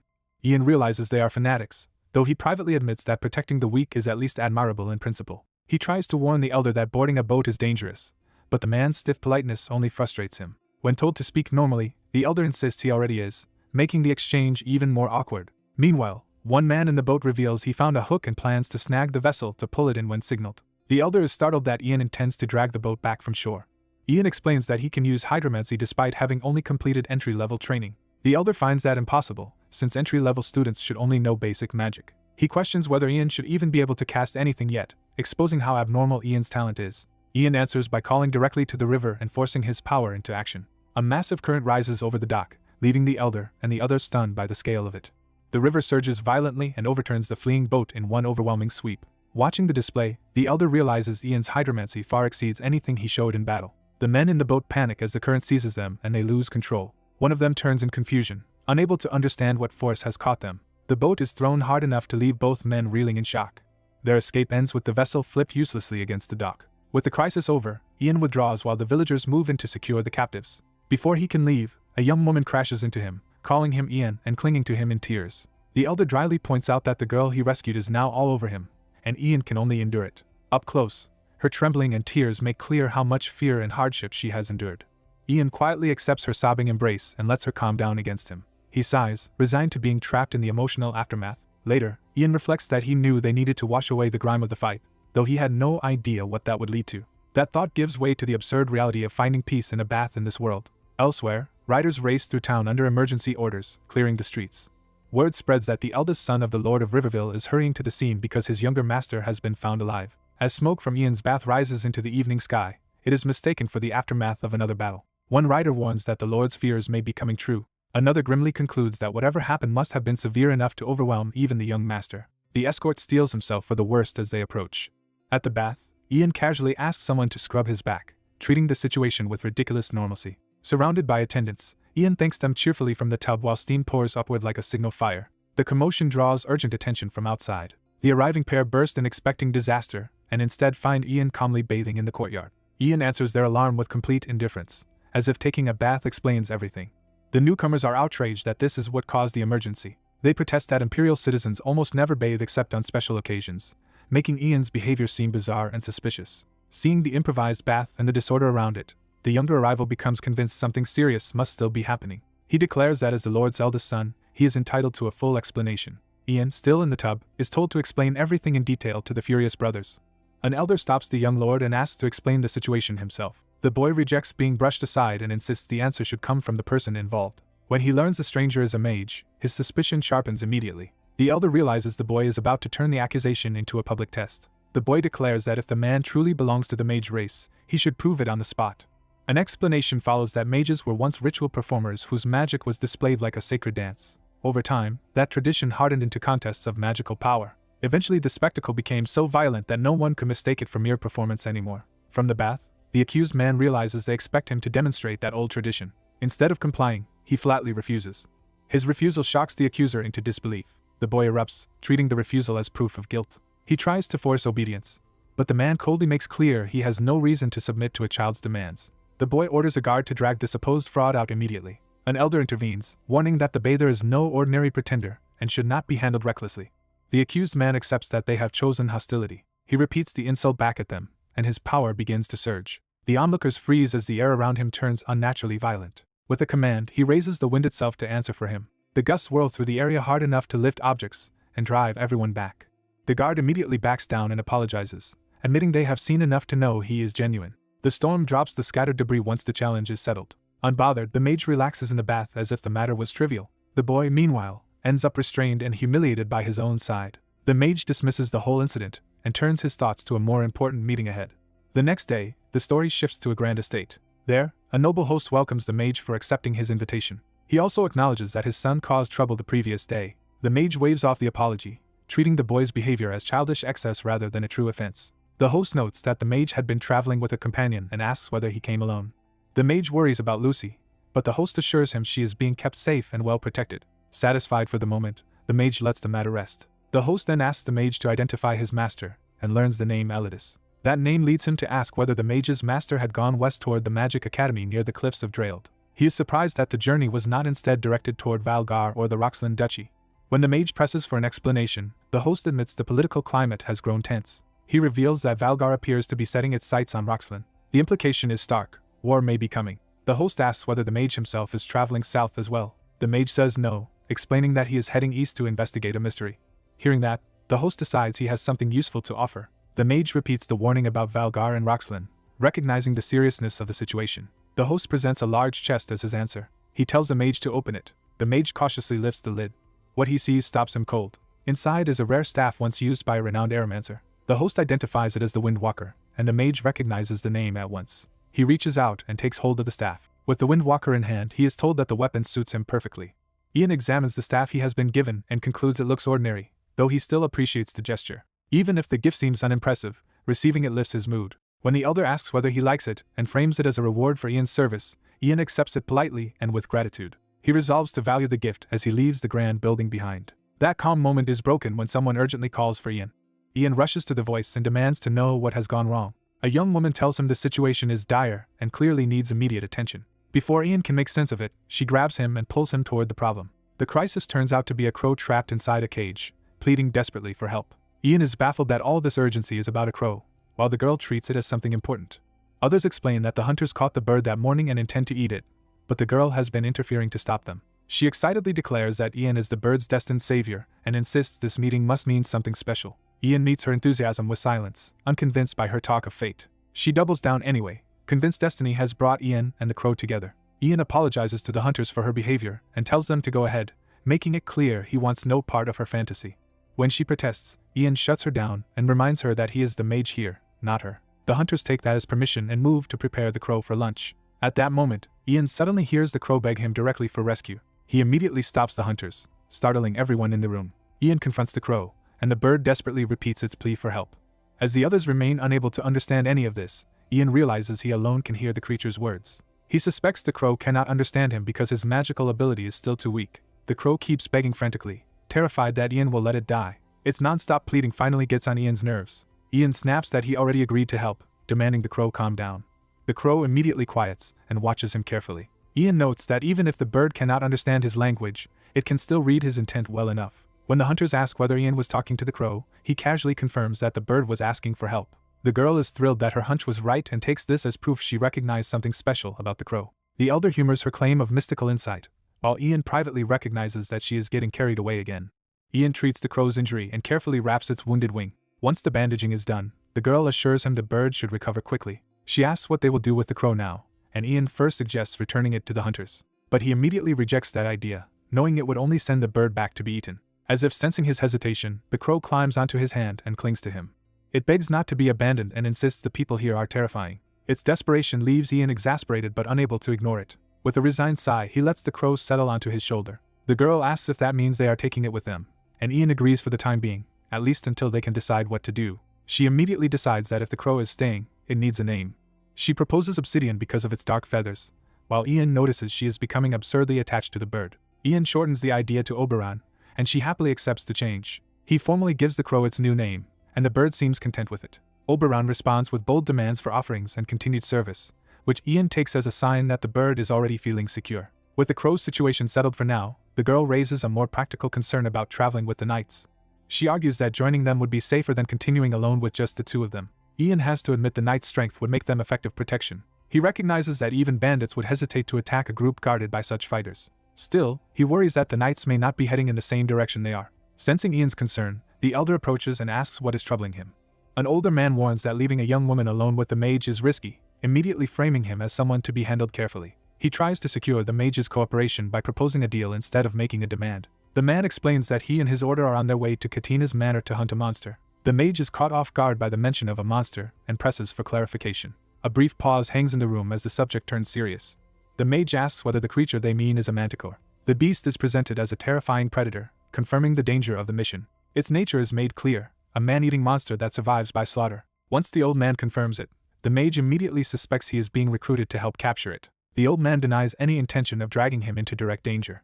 Still, he hints that the mage's help would be welcome if offered voluntarily. The mage weighs that answer in silence instead of accepting the trap outright. He starts to pull away from the conversation, ready to refuse. He bluntly declares he is out, forcing the old man to stop him and clarify the offer. The old man explains that he is not asking the mage to join the hunt itself. He reveals that his order was founded by the Church of the Heavenly God, giving the request a religious and political context. With that authority behind him, he carefully lays out the real problem. When the order announced its mission to capture the manticore, trouble arose before the hunt even began. Local priests pressured a mage into assisting them. The old man believes that mage is understandably offended, so he wants someone else to smooth things over first. He argues that another mage would be better received than a knight, and the proposal starts to sound reasonable to the young man. The mage concludes that if all he has to do is calm an angry colleague and secure magical protection, the risk is manageable. He agrees to travel with them on that basis. The journey begins under surprisingly easy conditions. As they travel, the mage finds the knights to be decent company rather than oppressive escorts. For a while, the trip feels almost completely free of stress. Only later, around the campfire, does he find something worth complaining about. One of the knights singles him out with eager attention. That knight enthusiastically invites him to study scripture together. The others pile on, trying to recruit him into a shared religious lesson. The mage refuses flatly, baffling the overly earnest group. Privately, he admits religion itself is not the issue. He just cannot handle how aggressively they push it. The old man finds his refusal unfortunate, and draws the mage into a more serious conversation. He tells him that if he could hear the voice of God, he might have become a cleric of the order instead of an ordinary mage. That idea catches the mage's attention and sparks a dangerous curiosity.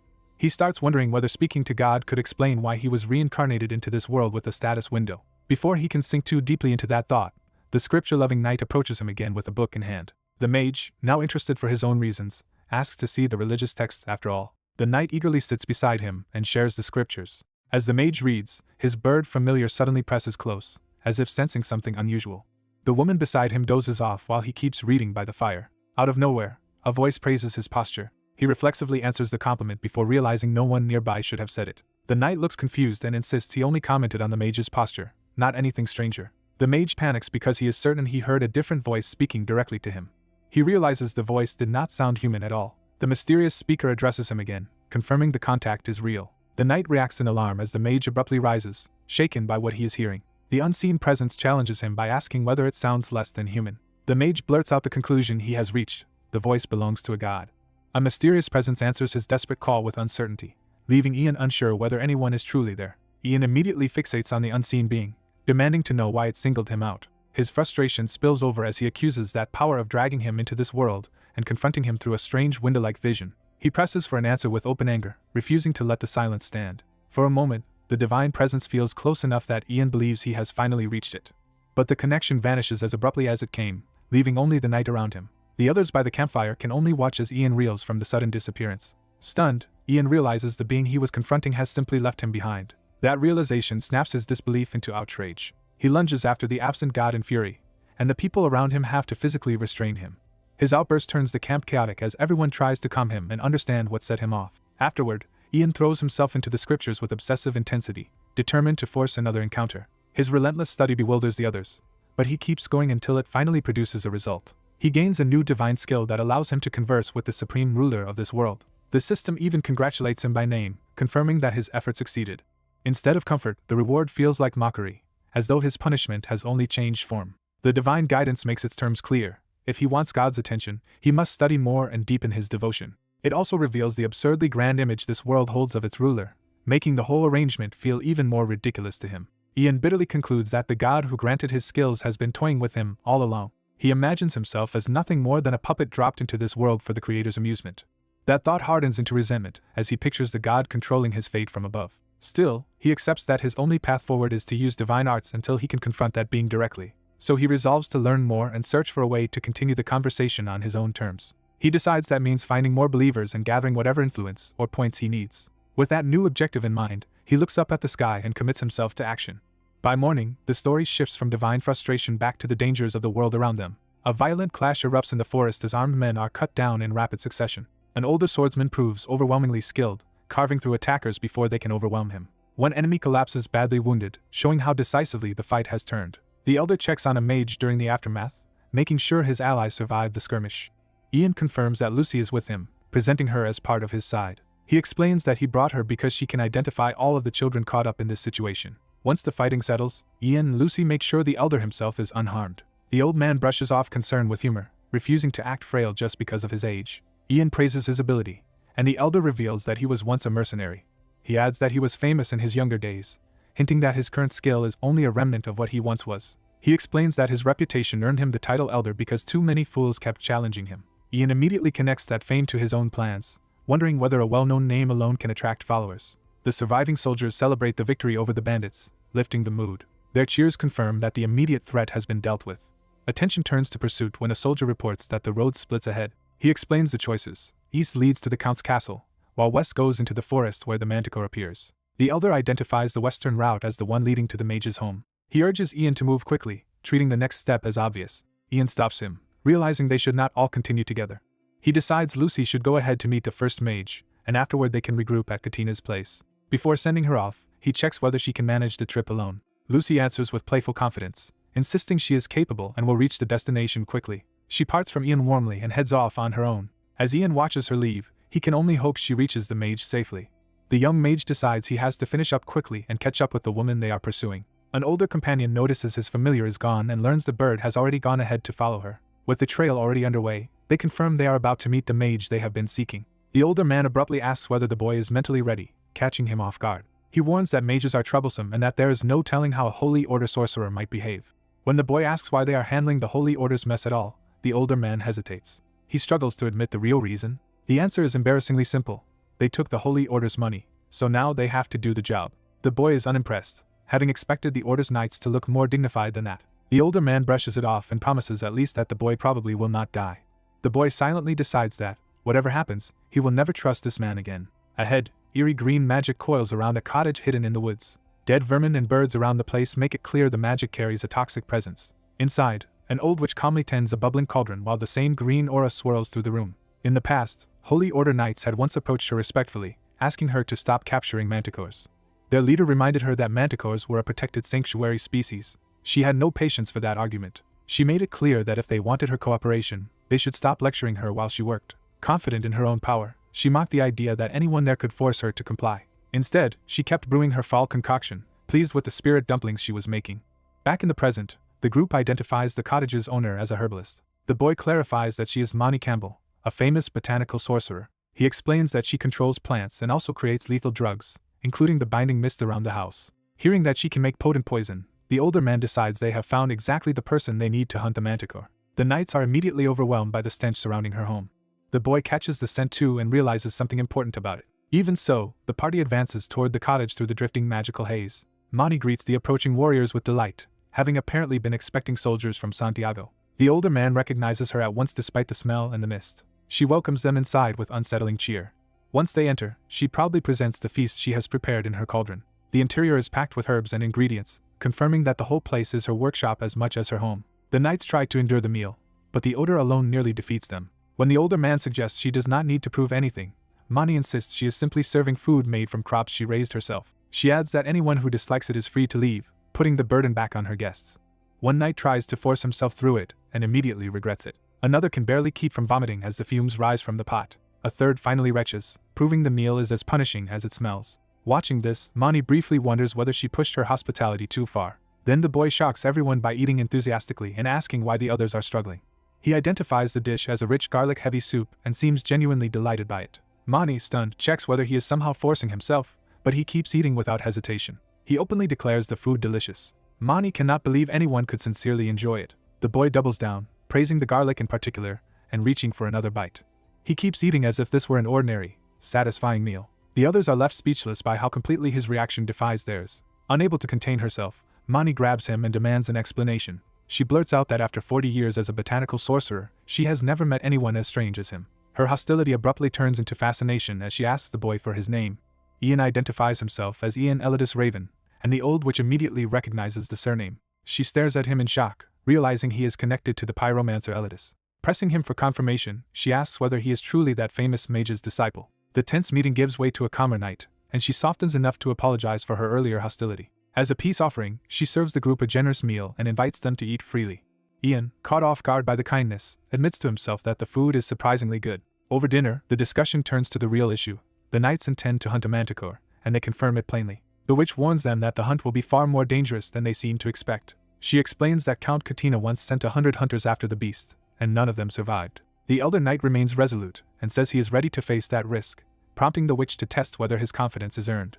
He reveals that he killed a few manticores in his youth, showing this is not his first encounter with such monsters. The witch then turns her scrutiny on Ian, forcing him to consider what role he can truly play. She bluntly tells him that if Elidus had trained him personally, he would already be a complete mage. Rather than argue, Ian asks why she does not lend her own expertise to the knights instead. That question stirs his memory of his master's warning that a mage's mark carries responsibilities most people never understand.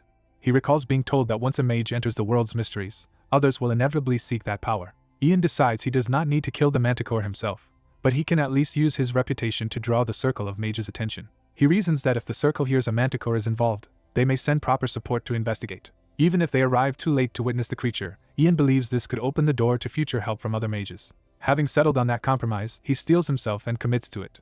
The knights accept his decision, and the matter is settled for the moment. One of them immediately volunteers to accompany Ian, making it clear he will not be left to face this alone. The next day, the search begins in the forest. Ian travels with the elder knight and armed escorts, but the woods feel unnaturally unsettling from the start. As Ian worries about Lucy waiting for him back in the village, his bird familiar suddenly returns with news that it has found the target. The familiar points them toward the manticore's location, and Ian trusts its guidance at once. When the elder knight checks whether something is wrong, Ian explains that his familiar is leading them onward. The elder is impressed, recognizing that Ian's bond with the bird is an exceptional gift. Ian quietly reflects that he gained this bloodline talent by chance, not through formal magical training. As they move, he asks the elder a question that has been bothering him. He frames it carefully by asking what truly makes the manticore a monster. Then he voices the real thought behind it. If it is a monster, could it perhaps be reasoned with instead of killed? The elder does not dismiss the idea outright and briefly considers it. But the witch cuts in and insists that a manticore is not the kind of being one can negotiate with. She adds that if Ian somehow managed to summon and speak with it, she would acknowledge his achievement. Even so, she treats the idea as absurd and warns that she would sooner report his foolishness to his master than praise him for it. Ian is left deflated, realizing he is getting scolded instead of admired. Before the exchange can continue, one of the knights spots something ahead and urgently calls the others' attention to it. The group snaps into readiness as Ian turns toward the threat. In the darkness between the trees, the manticore finally reveals its presence with a pair of glowing eyes. The beast fixes its gaze directly on the party, making it clear they have already been marked as prey. Ian immediately orders the witch and his familiar to stay close to him, taking responsibility for protecting them. The elder answers him calmly, showing complete trust in Ian's judgment. Then the elder steps forward and announces that he has prepared for this encounter personally. He reveals specially made poison bolts, a weapon designed by human hands to bring down the monster. With practiced confidence, he launches the glowing projectiles toward the manticore. Ian watches in tense silence, waiting to see whether the plan will work. The poison bolts streak through the forest at high speed toward their target. In that instant, Ian's expression hardens as he senses the attack is not unfolding as expected. The manticore counters with sudden violence, and blood erupts as the ambush fails immediately. The old hunter explains that the arrow struck the beast's neck and bounced off, confirming its hide is far tougher than expected. Realizing ordinary attacks are useless, the group turns to their leader for a decision while he struggles to process the situation. Before anyone can settle on a plan, an eerie laugh descends from the darkness, and the real threat reveals itself overhead. Ian steadies himself, unnerved by the creature's mocking voice but forcing his fear down. He recognizes that the manticore is already in front of them and that there is no time to prepare poison or any careful strategy. Accepting that he has to act immediately, Ian clenches his fist and commits himself. He shouts to seize control of the encounter before panic spreads. The others freeze in surprise as Ian steps forward ahead of the armed men. The witch watching nearby is startled that the boy actually dared to act. Ian places himself alone between the soldiers and the looming monster, drawing its full attention. The manticore prowls closer and mockingly invites him to speak, amused by his nerve. Ian tries to calm the beast as if handling a wild animal, introducing himself as a mage and signaling that he means to negotiate. His attempt at a formal introduction immediately falls apart into awkwardness, undercutting his own dignity. The manticore dismisses the effort and ridicules him for treating it like some tame beast. Ian drops the pretense and bluntly asks what the creature wants, deciding directness will work better. The manticore makes clear that if Ian wants something from it, he should state his desire plainly. Ian meets its gaze and demands to hear the creature's terms. The answer comes with brutal simplicity. The manticore wants Ian's head. The forest seems to hold its breath as the threat hangs over everyone. Ian, still trying to keep the exchange under control, presses the creature to be honest about what it really wants.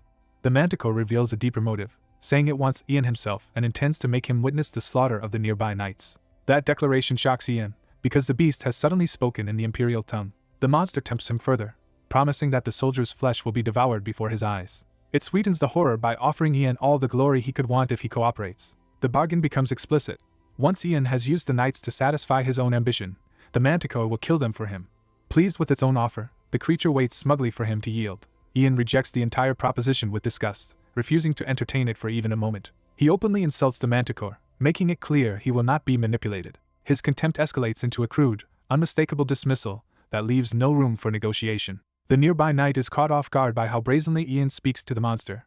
Ian decides that if civility will not work, he will handle the creature on harsher terms. A sudden movement from above signals the manticore lunging to kill him.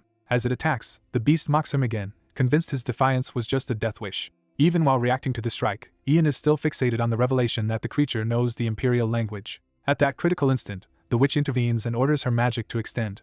A seed or sprout is driven into the ground to trigger the spell. The planted magic flares to life in green light. Massive vines erupt upward and coil around the manticore, halting its charge and binding its body. The old hunter watches in stunned disbelief as the trap succeeds. The forest itself seems to rise around the monster, burying it under layers of living restraints.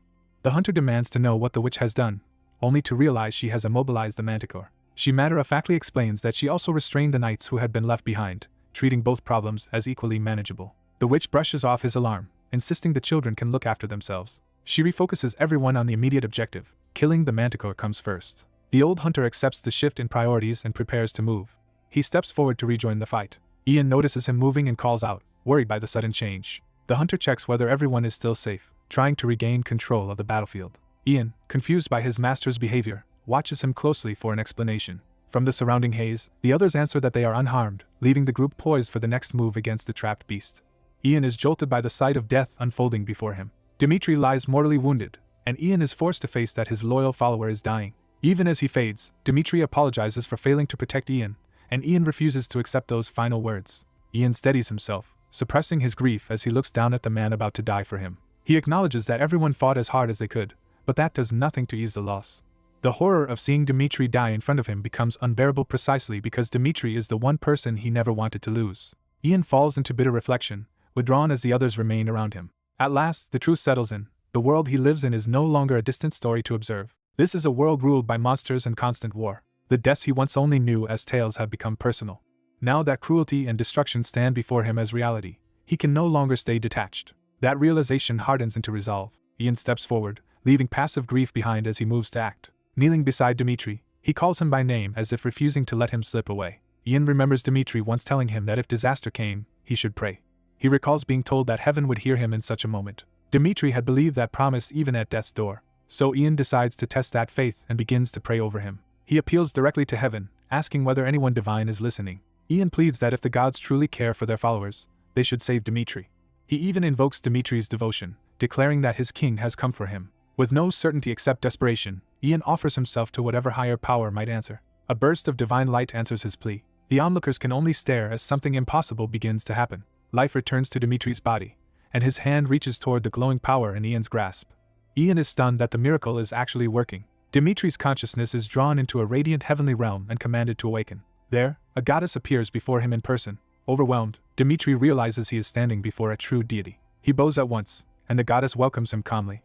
Dimitri assumes he must have reached heaven after dying, but the goddess tells him his journey is not over because he still has work left in the world. Dimitri can barely process being told he must return. The goddess reaches out to send him back with her blessing. Her command is clear.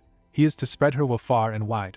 She entrusts him with restoring the happiness Ian once dreamed of granting the world. Then she names Dimitri her apostle, binding him to that mission. That charge is declared to be her divine wish. Dimitri's awareness snaps back to his body. The others realize he has opened his eyes and called to him in disbelief.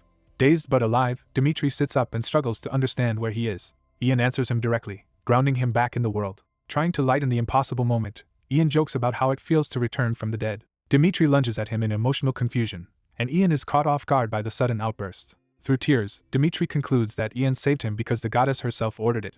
Ian can only smile awkwardly, relieved but unsure how to handle such devotion. He remembers the goddess's words and realizes she has chosen Dimitri for a greater purpose. So Ian explains that the goddess spared him because his role in the world is not finished. He repeats her message that Dimitri still has work left to do. That revelation leaves Dimitri completely overwhelmed as he tries to grasp that he has returned from death with a divine mission.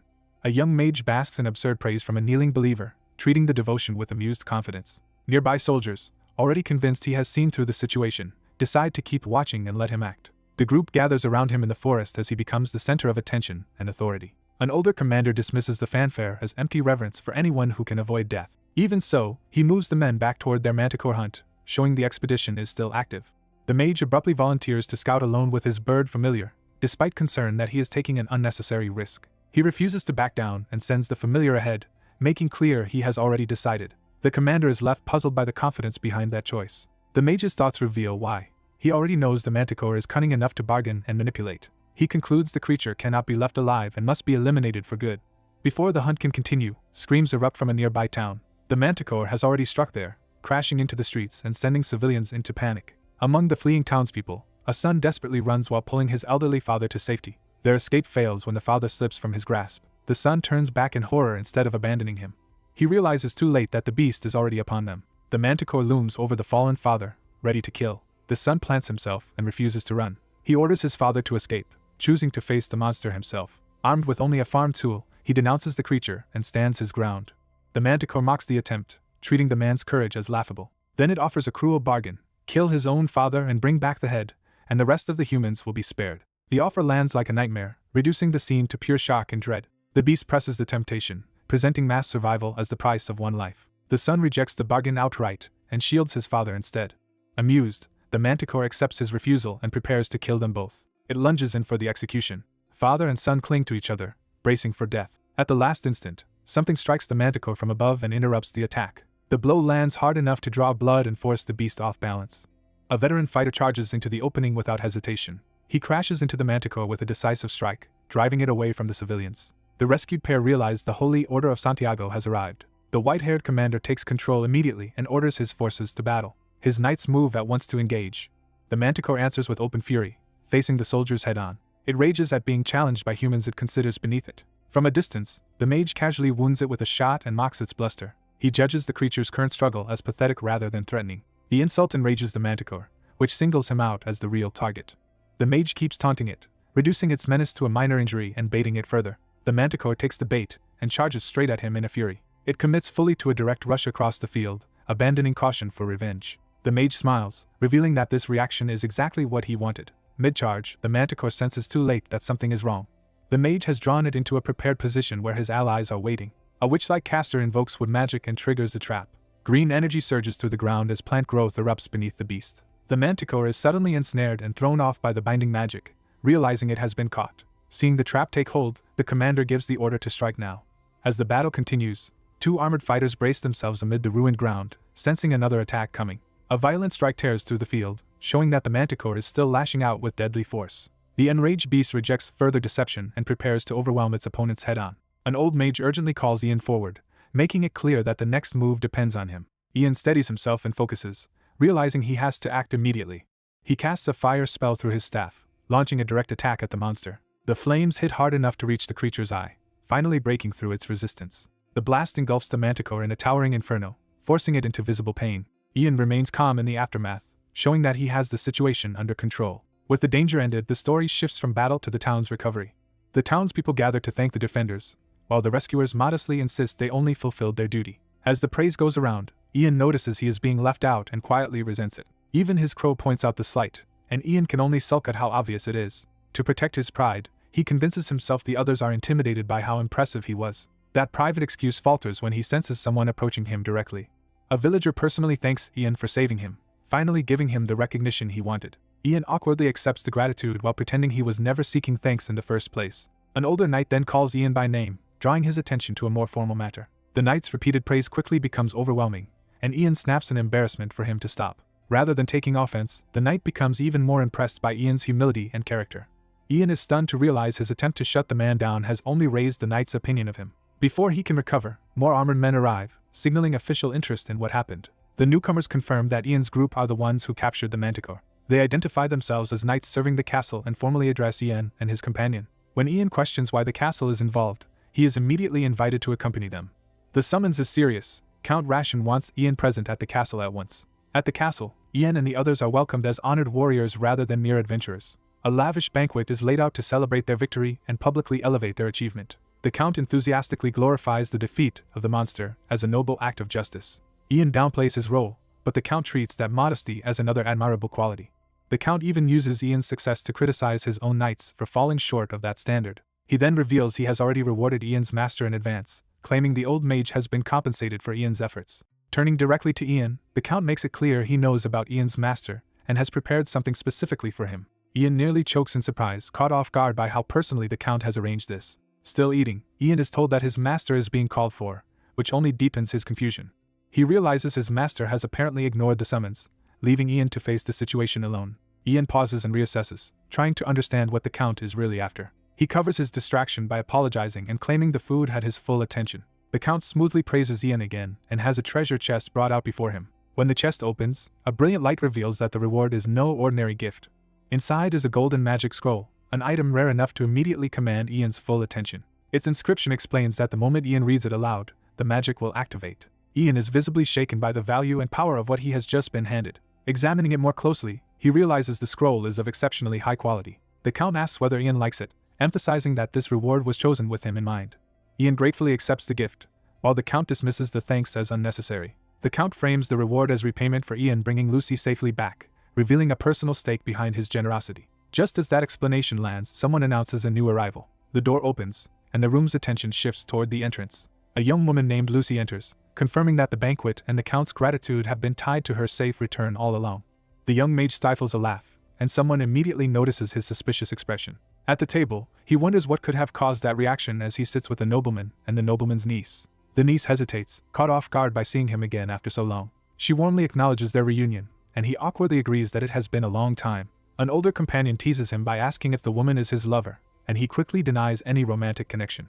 The joking gives way to business when the nobleman announces that he has a proposal for him. The niece reveals the purpose plainly: she intends to avenge her murdered mother. Her uncle asks the mage to lend his strength to that journey. He realizes this is why he was given a costly magic scroll, and notes that they only want his magical support, not his life on the front lines. He pictures himself contributing from the rear with magic while others handle the direct fighting.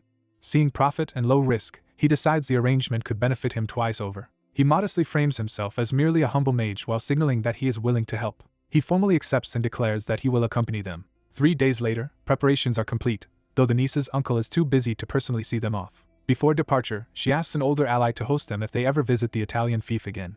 The old man agrees, and the farewell remains warm and respectful. The mage reflects that the noble household has prospered greatly since recruiting the Katina Knights. He thanks the old man, Ian, for everything, and Ian returns the sentiment. Ian invites him to visit a place called Ternaro Island someday, hinting that it would interest him. He explains that Ternaro is an island in the Coral Sea and says that mentioning Salvador there will earn them a warm welcome. That name catches the mage's attention, and he asks whether Salvador is Ian's real name. Ian confirms it, introducing himself fully as Salvador of House Orcus. The niece is startled by the significance of that name. She recognizes him as Salvador of the White Wolf, while he dismisses it as an old title not worth remembering. When the mage shows no recognition, she is shocked that he does not know the White Wolf at all. She explains that the White Wolf mercenaries once served directly under the previous emperor. Their reputation was built as an elite force centered on a master swordsman. The emperor was so impressed by that leader's deeds that he granted him the title Sword Master. Realizing who stands before her, the niece begins to identify him aloud. She blurts out the truth: Salvador himself is that Sword Master. The mage remains completely unimpressed by the revelation. His indifference baffles the others, who insist that Salvador is a living legend. Even as the title is glorified around him, he responds with flat skepticism. Salvador laughs and remarks that the mage's attitude suits him perfectly. One of the knights excitedly imagines the mage becoming the next sword master, turning the moment into absurd hero worship. Salvador brushes off the fuss with amused modesty. With the farewells ending, Salvador says they should be on their way and asks that his regards be passed to Elidis. A tearful subordinate begs the mage to survive so they can meet again, while the mage dryly notes that he has no intention of dying. Salvador steps forward for a more personal goodbye. He seals it with a firm handshake. The mage promises that once things settle down, he will head to the Trafaro ruins. Salvador smiles and says that means they will meet again. They part with a final wish to stay safe until then. The story shifts to the military force gathering under its banner. A commander stands before assembled troops as the departure takes on the scale of a formal campaign. That commander is Graham, the niece's uncle, now armored and severe. A memory surfaces of the niece pleading with him to punish the man who killed her mother. Her plea weighs on Graham as he recalls her calling him uncle and begging for justice. The target of that justice is a man accused of murdering his own sister and then trying to force Lucy into marriage. The campaign is revealed as a mission to stop that scheme before Lucy can be trapped in a political marriage and before the villain can seize the family's wealth. A dark-haired noble watches events unfold with cold focus, already planning to settle matters with Lucy once the current turmoil ends. Traveling beside the young mage Ian, she keeps up a light front while privately deciding that Lucy will be dealt with later. Elsewhere, a public rally erupts as supporters proclaim loyalty to Count Liberty and demand greater power for him. One armored agitator seizes the crowd's momentum and urges everyone to follow his lead. That night, the army camp settles into a brief lull behind its fortifications. Ian spends the quiet time boiling utensils over a fire. The nearby soldiers, baffled by his behavior, press him to explain what he is doing. Lucy jokingly imagines they think he is making some delicious spoon soup. Ian realizes the soldiers are gossiping about exactly that and bluntly corrects them. He is sterilizing the spoons. Lucy is left trying to make sense of the unfamiliar concept. Ian brushes it off as specialized knowledge she would not understand even if he explained it fully. The soldiers reduce his explanation to a mysterious mage trick and accept it anyway. A pair of soldiers then approach Ian more cautiously, hoping to benefit from whatever practical magic he is doing. They ask him to boil their food as well, still convinced his pot is meant for soup. Irritated, Ian snaps that the boiling is not for cooking at all. The camp continues around them, with small fires and scattered conversations filling the night. As the moment calms, Lucy brings up something she has been considering. She turns the conversation toward how Ian should be rewarded for helping her in the prison. Lucy admits she had planned to repay him with gold, but now feels that would be far too little. After thinking about what might truly please him, she reveals she has chosen something else. The reward she offers is Enrollment, a legendary magic sword. She recounts the old tale behind it. A fairy loved the first Baron of Talion and gifted him the blade, making him a hero of legend. Lucy gets carried away by the romance of the story, while Ian can only stare at her enthusiasm in disbelief. Ian dryly points out the obvious problem. If the sword is so extraordinary, why does the Italian family still hold only a baron's rank? Flustered, Lucy admits the legend is 4 centuries old and not exactly proof of present power. Ian presses further, asking where the sword actually is now. Lucy reveals that Enrollment was buried in the first baron's grave. The implication lands awkwardly between them. She spells out the consequence. If Ian wants the sword, they would have to dig up the grave. Ian recoils at the thought, unnerved that her ancestor effectively locked the weapon in his own tomb.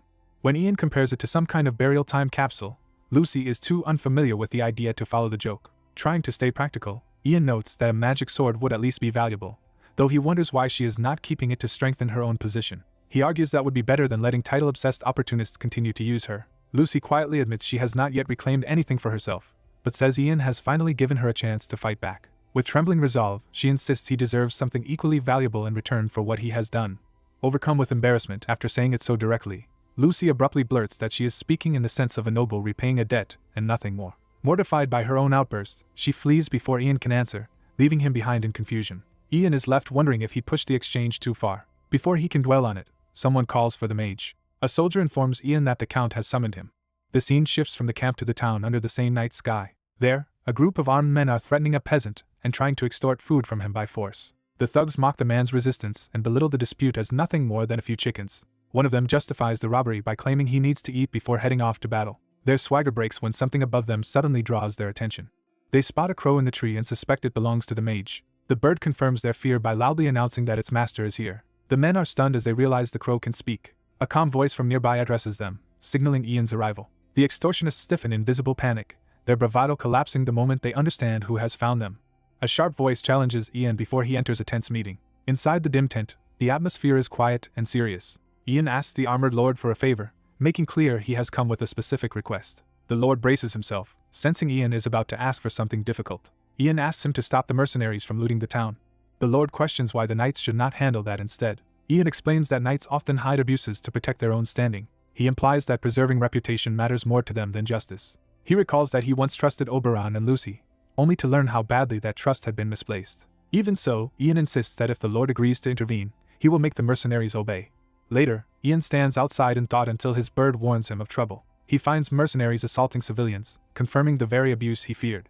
Ian immediately condemns them and moves to stop it. The mercenaries try to laugh it off and threaten him with their master's authority, but Ian does not back down. The scene shifts as Ian reflects on how events spiraled from that moment. When he first caught the mercenaries, their fear of him made them hesitate. They were too frightened to continue openly, believing they would die if they stayed outside. At the same time, the Count and Lucy were relieved when they heard the immediate crisis had been checked. A knight then rushes in with urgent news for his lord. The report interrupts the Count and Lucy and forces them to face a larger problem. Ian is brought into the discussion as the source of an unexpected development. The knight reports that their army poses no threat to the enemy despite its size. Ian listens as the scale of the force is acknowledged but treated as meaningless. The real issue is that the army has been forbidden from entering Italian territory. Without legal entry, any advance would be branded an invasion and turn the population against them.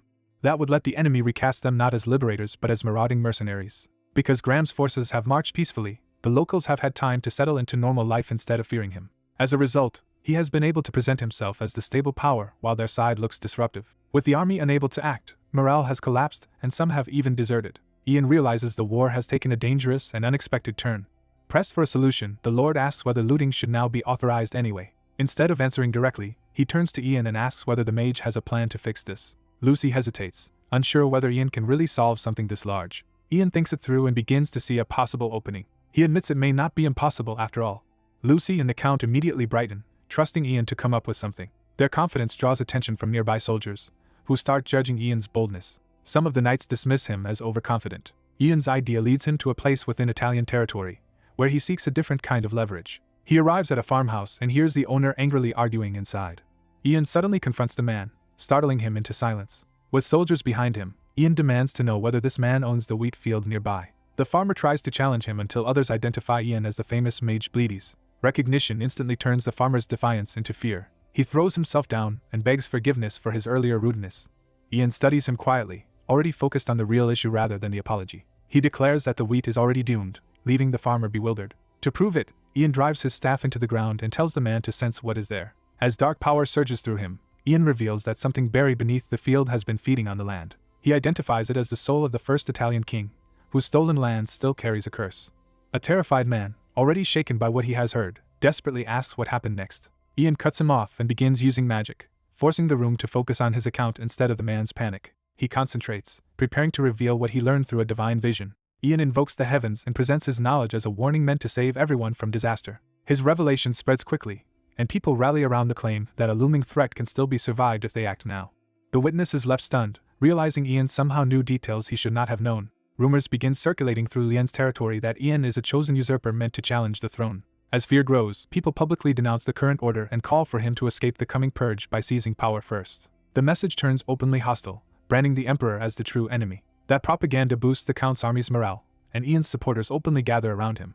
By night, the movement has become impossible to ignore, and even those close to the camp watch the rising fervor uneasily. Soon after, Ian is summoned before the Count to answer for the unrest spreading through the army. The knights accuse him of dragging them onto a path of disgrace. When Ian demands specifics, they explain that people are saying the town is cursed because of him. The Count, clearly under pressure, worries that keeping Ian nearby will destroy their honor.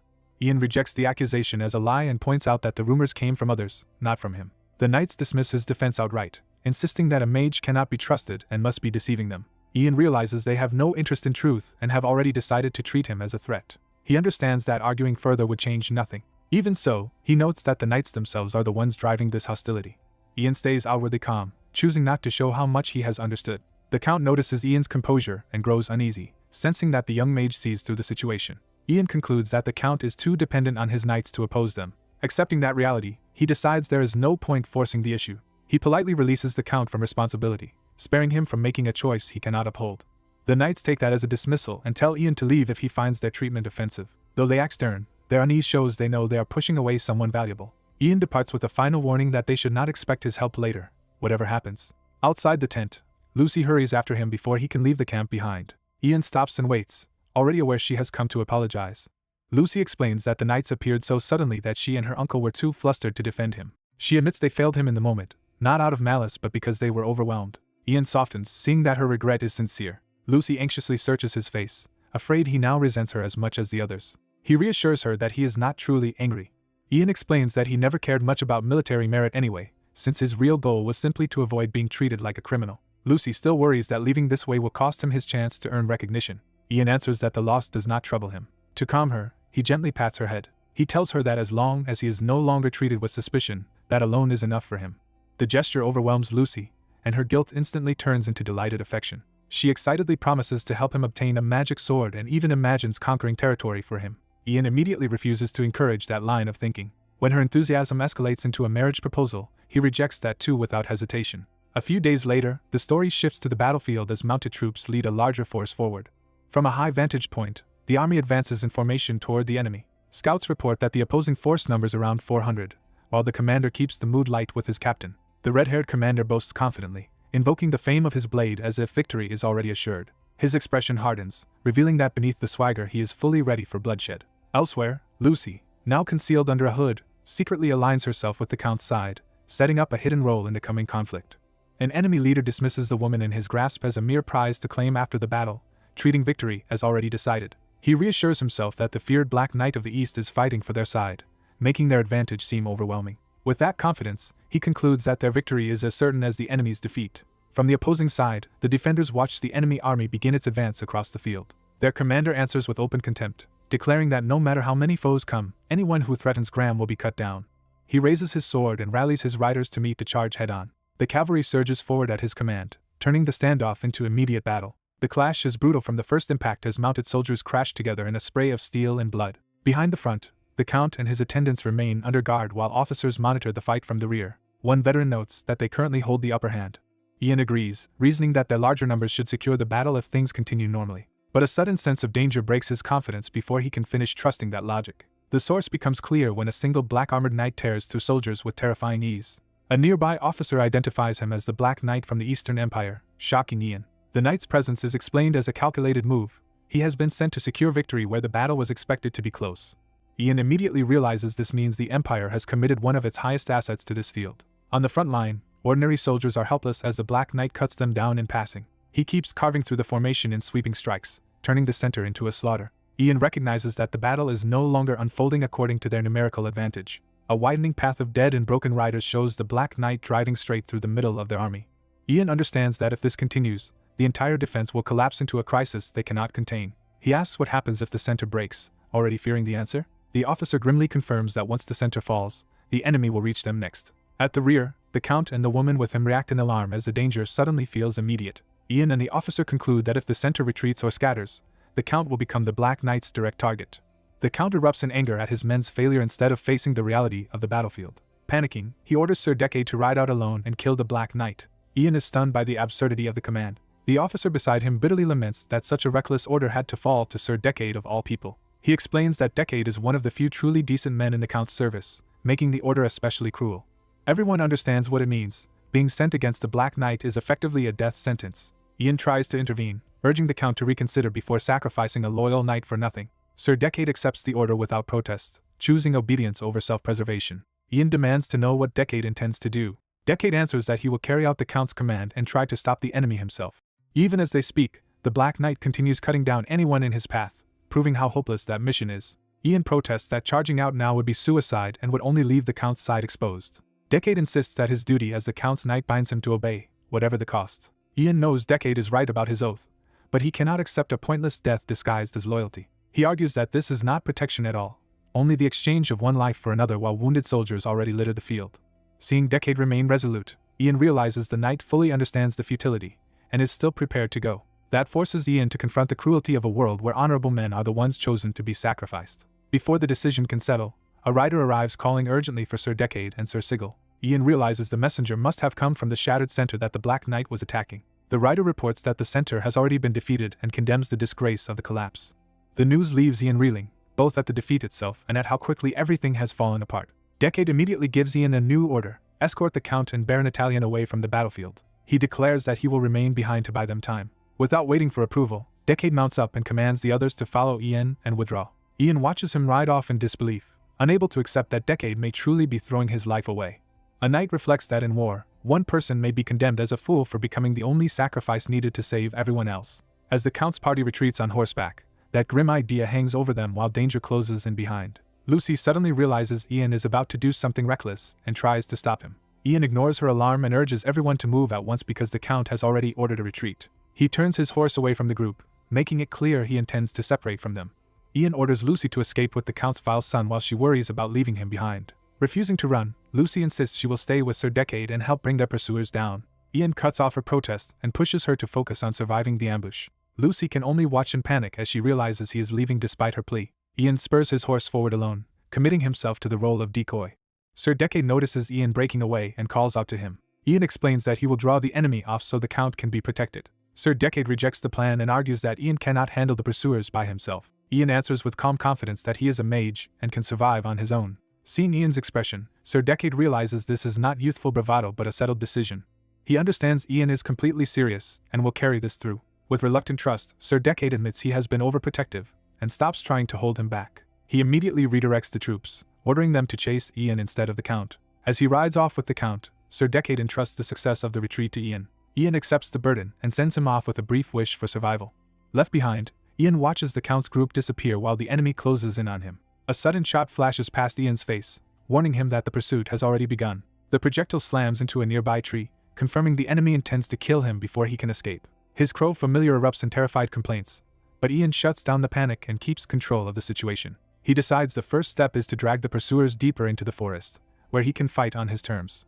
Ian races into the woods, and the enemy commits to following him exactly where he wants them. The forest swallows the chase, turning the pursuit into a tense hunt in the dark. The soldiers spread out and search carefully, convinced Ian came this way. They spot him waiting ahead instead of fleeing blindly, and their confidence gives way to confusion.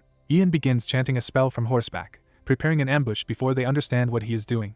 The soldiers hesitate, unable to make sense of the incantation until it is already too late. Ian raises both hands and releases the spell at point-blank range. A massive bolt of blue lightning tears down through the forest and detonates among the pursuers. The strike throws soldiers from their horses and shatters the formation in an instant. Ian rides past the wreckage, having turned the chase into a one-sided trap.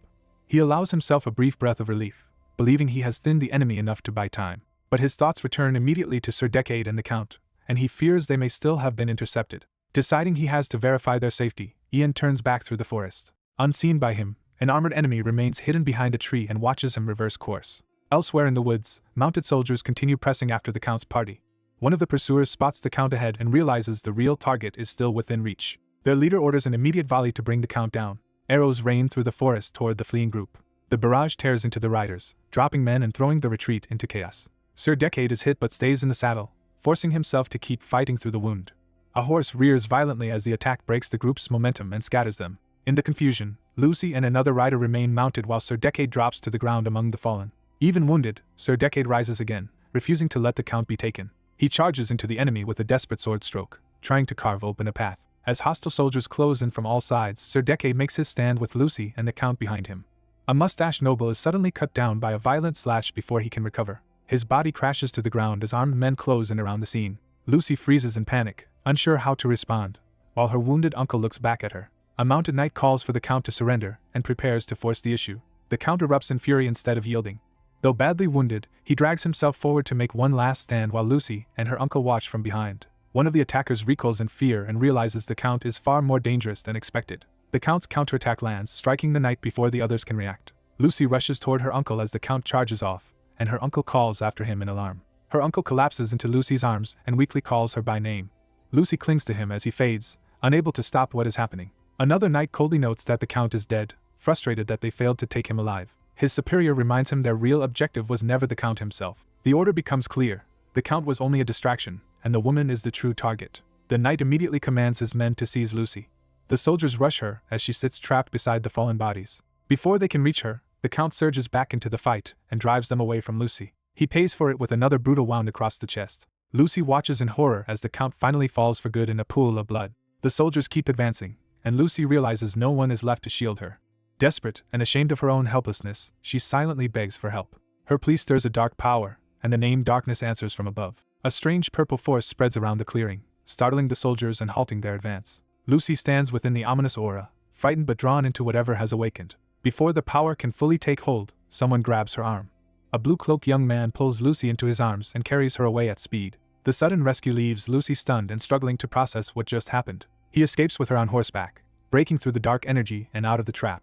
The rescuer, a young man with a bird perched on his shoulder, checks their surroundings while keeping control of the escape. Lucy, now safe in his grasp, can only stare at him in dazed surprise. As they ride, he asks where the Count is, assuming he should have met them by now. Lucy quietly tells him the Count is already gone. The news hits him hard, forcing him to realize he arrived too late. He makes sure Lucy is unharmed, and she thanks him for saving her. Still confused, Lucy asks what is happening and where Sir Decade is. He explains that Sir Decade was supposed to be heading toward her, but something must have gone wrong. Lucy immediately worries that Sir Decade may also be in danger. The young man guesses Sir Decade has already gone to the river and urges them onward. He reveals the urgent reason: they must shake the Black Knights pursuing them. Lucy is startled by the name, sensing a far greater threat than ordinary soldiers. That fear is confirmed when a Black Knight appears on horseback and cuts off their route. Their horse splashes into the river as they try to keep moving despite the interception. Across the water, the Black Knight confronts them head-on and refuses to let them pass. The young man understands that being trapped here means the end of their escape. The Black Knight drops all pretense and demands the talion directly. Lucy and her rescuer tense at the demand, both realizing the pursuer knows exactly what he wants. The young man fires back with contempt, making it clear he has no respect for the knight or whoever sent him. Lucy is shaken when the knight dismisses morality entirely and treats the order as routine. She blurts out the truth that Graham murdered her parents and uncle, exposing the cruelty behind the pursuit. Even with that accusation laid bare, the Black Knight only asks whether the talion is truly worth dying for, turning the confrontation into a final choice.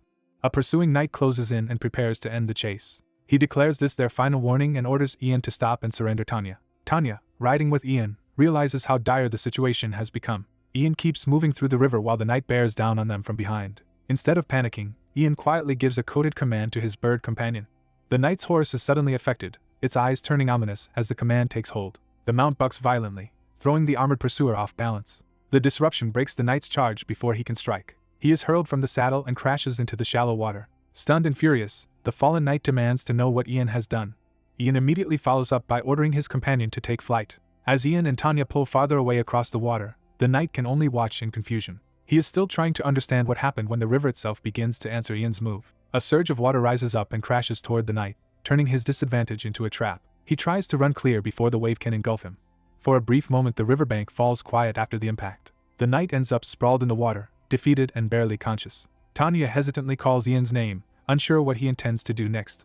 Ian checks the fallen pursuer and asks whether the knight is dead. The possibility makes him tense, as if he has only just realized how far things escalated. He reassures himself that knocking the attacker out was justified after being ambushed. Even so, he nervously admits he was also acting to prevent another sudden attack. Deciding caution matters more than appearances, Ian moves to secure the unconscious knight. He starts by removing the helmet so he can identify who is chasing them. The reveal catches both Ian and Tanya off guard. The knight turns out to be a woman, overturning Ian's assumptions on the spot. Later that night, they make camp and keep their captive tied to a tree by the fire. The armored pursuer, now stripped of her gear, wakes up restrained and forced to face them. She tests the situation by asking if they are awake, trying to recover some control. Ian and Tanya sit by the fire with her confiscated equipment nearby, waiting for what comes next. The captive's first outrage is not her capture but the loss of her armor. Ian bluntly explains that he had no reason to trust her and disarmed her for safety. That answer leaves her humiliated at having been subdued and handled by someone she considers an enemy. Tanya takes obvious pleasure in her discomfort and tells her she deserves it. She presses the embarrassment further, mocking the woman for dressing as a man just to fight and suggesting she must enjoy the deception. Ian tries to rein Tanya in, but she keeps pushing the issue. Tanya frames the disguise as something improper and forbidden rather than practical. In her mind, it is the kind of scandal that would provoke public outrage and punishment. She gleefully points out that once people learn a knight was masquerading as a man, the woman's reputation will collapse. The captive swallows her pride and asks them to spare what remains of her honor. Tanya rejects that plea outright, arguing that a knight who extorts money has no honor to protect and is worse than a bandit. The accusation hits hard enough to make the captive snap back in anger. Ian cuts the argument short before Tanya can drive it any further. He physically stops Tanya, making it clear that he will not let the interrogation become cruelty. Tanya is startled into silence by the firmness of his intervention. Ian gently tells her to leave this to him and get some rest, and she backs down with a quiet apology. Once she steps away, Ian turns his full attention to the bound woman. He lets out a tired breath, recognizing how badly the exchange spiraled. Trying to calm the situation, Ian says they have made too much of this. The captive refuses that minimization, insisting the issue is serious because she serves the sun god and her faith forbids such exposure. The young mage unexpectedly insists that he does understand her situation, leaving the bound woman baffled. She cannot comprehend why anyone would willingly disguise themselves as a man, because the idea makes no sense to her. He points out that men sometimes dress as women too, trying to normalize what she sees as unthinkable. When she still struggles to grasp it, he jokingly compares it to costume play, which only deepens her confusion. Trying to calm her down, he urges her not to dwell on it, and instead explain why she was disguised in the first place. Faced with that question, she falls quiet and weighs whether to reveal anything. He concludes that whatever her reasons, she is clearly talented but deeply unusual, and she dryly accepts that label. Even so, she pointedly corrects him on one thing, making sure he calls her a mage. She offers to explain herself only if he treats her with the respect due a knight, because she still does not trust him. To prove her sincerity, she swears on her honor that she will not attack him. He refuses to be swayed by that oath alone, reminding her that she has not even told him who she is. Pressed for a name, she finally introduces herself as Berenka while he keeps his guard up. Her name catches him off guard, signaling that it means something important. She reveals that she is Berenka of the House of Metz. She begins explaining that her homeland lies in a barren eastern region of the empire. As the eldest daughter, she had been raised from childhood to inherit the family, until her father died and her younger brother was chosen instead. She fought to reclaim the position she believed was hers. That struggle ended in defeat at trial, and she was cast out into exile. He follows the story to its practical consequence and asks why, if she was once so highborn, she has ended up here. Her answer is simple: she fled, which surprises him because it sounds reckless.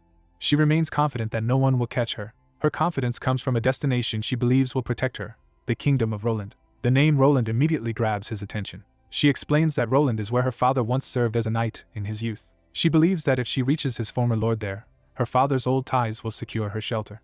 He outwardly accepts the logic, though he is clearly judging how naive that hope is. Privately, he concludes that she is trusting too much in a decades-old connection. She senses his skepticism, and the tension between them sharpens again. When he circles back to her disguise, she becomes flustered and struggles to explain herself. He bluntly wonders whether she simply likes women, and she vehemently rejects that assumption. She explains that the Empire has been eliminating female knights, making her disguise a matter of survival. According to her, her father warned her years ago that female knights were in danger, and he taught her to be careful. She adds that there was another layer to the deception beyond just dressing as a man. She reveals that her helmet had been enchanted. The enchantment altered her voice whenever she wore it, which surprises him because he had not realized the disguise was magical. She explains that the armor and helmet were originally her father's, so the magic came with his old equipment. That detail gives him a new idea, and he turns his attention toward the discarded helmet by the fire. He asks if he can inspect it. She allows it, trusting him enough to let him handle the heirloom. As he examines the helmet, he realizes he cannot identify anything special just by sight. Then his system reacts to the object, signaling that it has detected something unusual. A notice appears telling him that the relevant skill cannot yet be learned. Another message explains that witnessing a more definite mystery is required to unlock new skills, making him realize this phenomenon is unlike the mysteries he has encountered before. More system prompts continue appearing as he processes the discovery. He receives an achievement for witnessing a new mystery and gains 50 bonus skill points, bringing his total to 550. Pleased by the reward, he immediately starts thinking about what useful ability he might buy next. He opens his skill list to browse his magical options. As he searches, his attention suddenly fixes on a possibility that stands out from the rest. He finds necromancy in progress, a skill that would let him converse with the dead. Staring at the glowing interface and the helmet in his hands, he realizes he may have just uncovered an entirely new kind of mystery. Bound to a tree, Barenka hears someone call her name and realizes she is no longer alone. Ian approaches with the strange helmet she had been carrying, and Barenka is caught off guard by the unexpected rescue. Ian grimly concludes that the helmet may be haunted, making the relic even more suspicious. By daylight, the danger of the night gives way to a quieter chance to talk. The three settle around a campfire, with Barenka now freed and included in their uneasy rest. Talion immediately challenges Ian, warning him not to let his guard down around their former enemy. Ian identifies himself plainly as a mage, making clear where his authority in the group comes from. Barenka asks whether the helmet is safe for her to use, hoping the relic might still be of value. Ian admits he cannot judge it properly because necromancy is outside his expertise. Even so, he advises her to use it cautiously until its true effect becomes clear, and Barenka accepts the guidance. As the conversation continues, the camp briefly returns to ordinary routine. Talion presses the practical concern that Barenka still might be dangerous and should perhaps be restrained.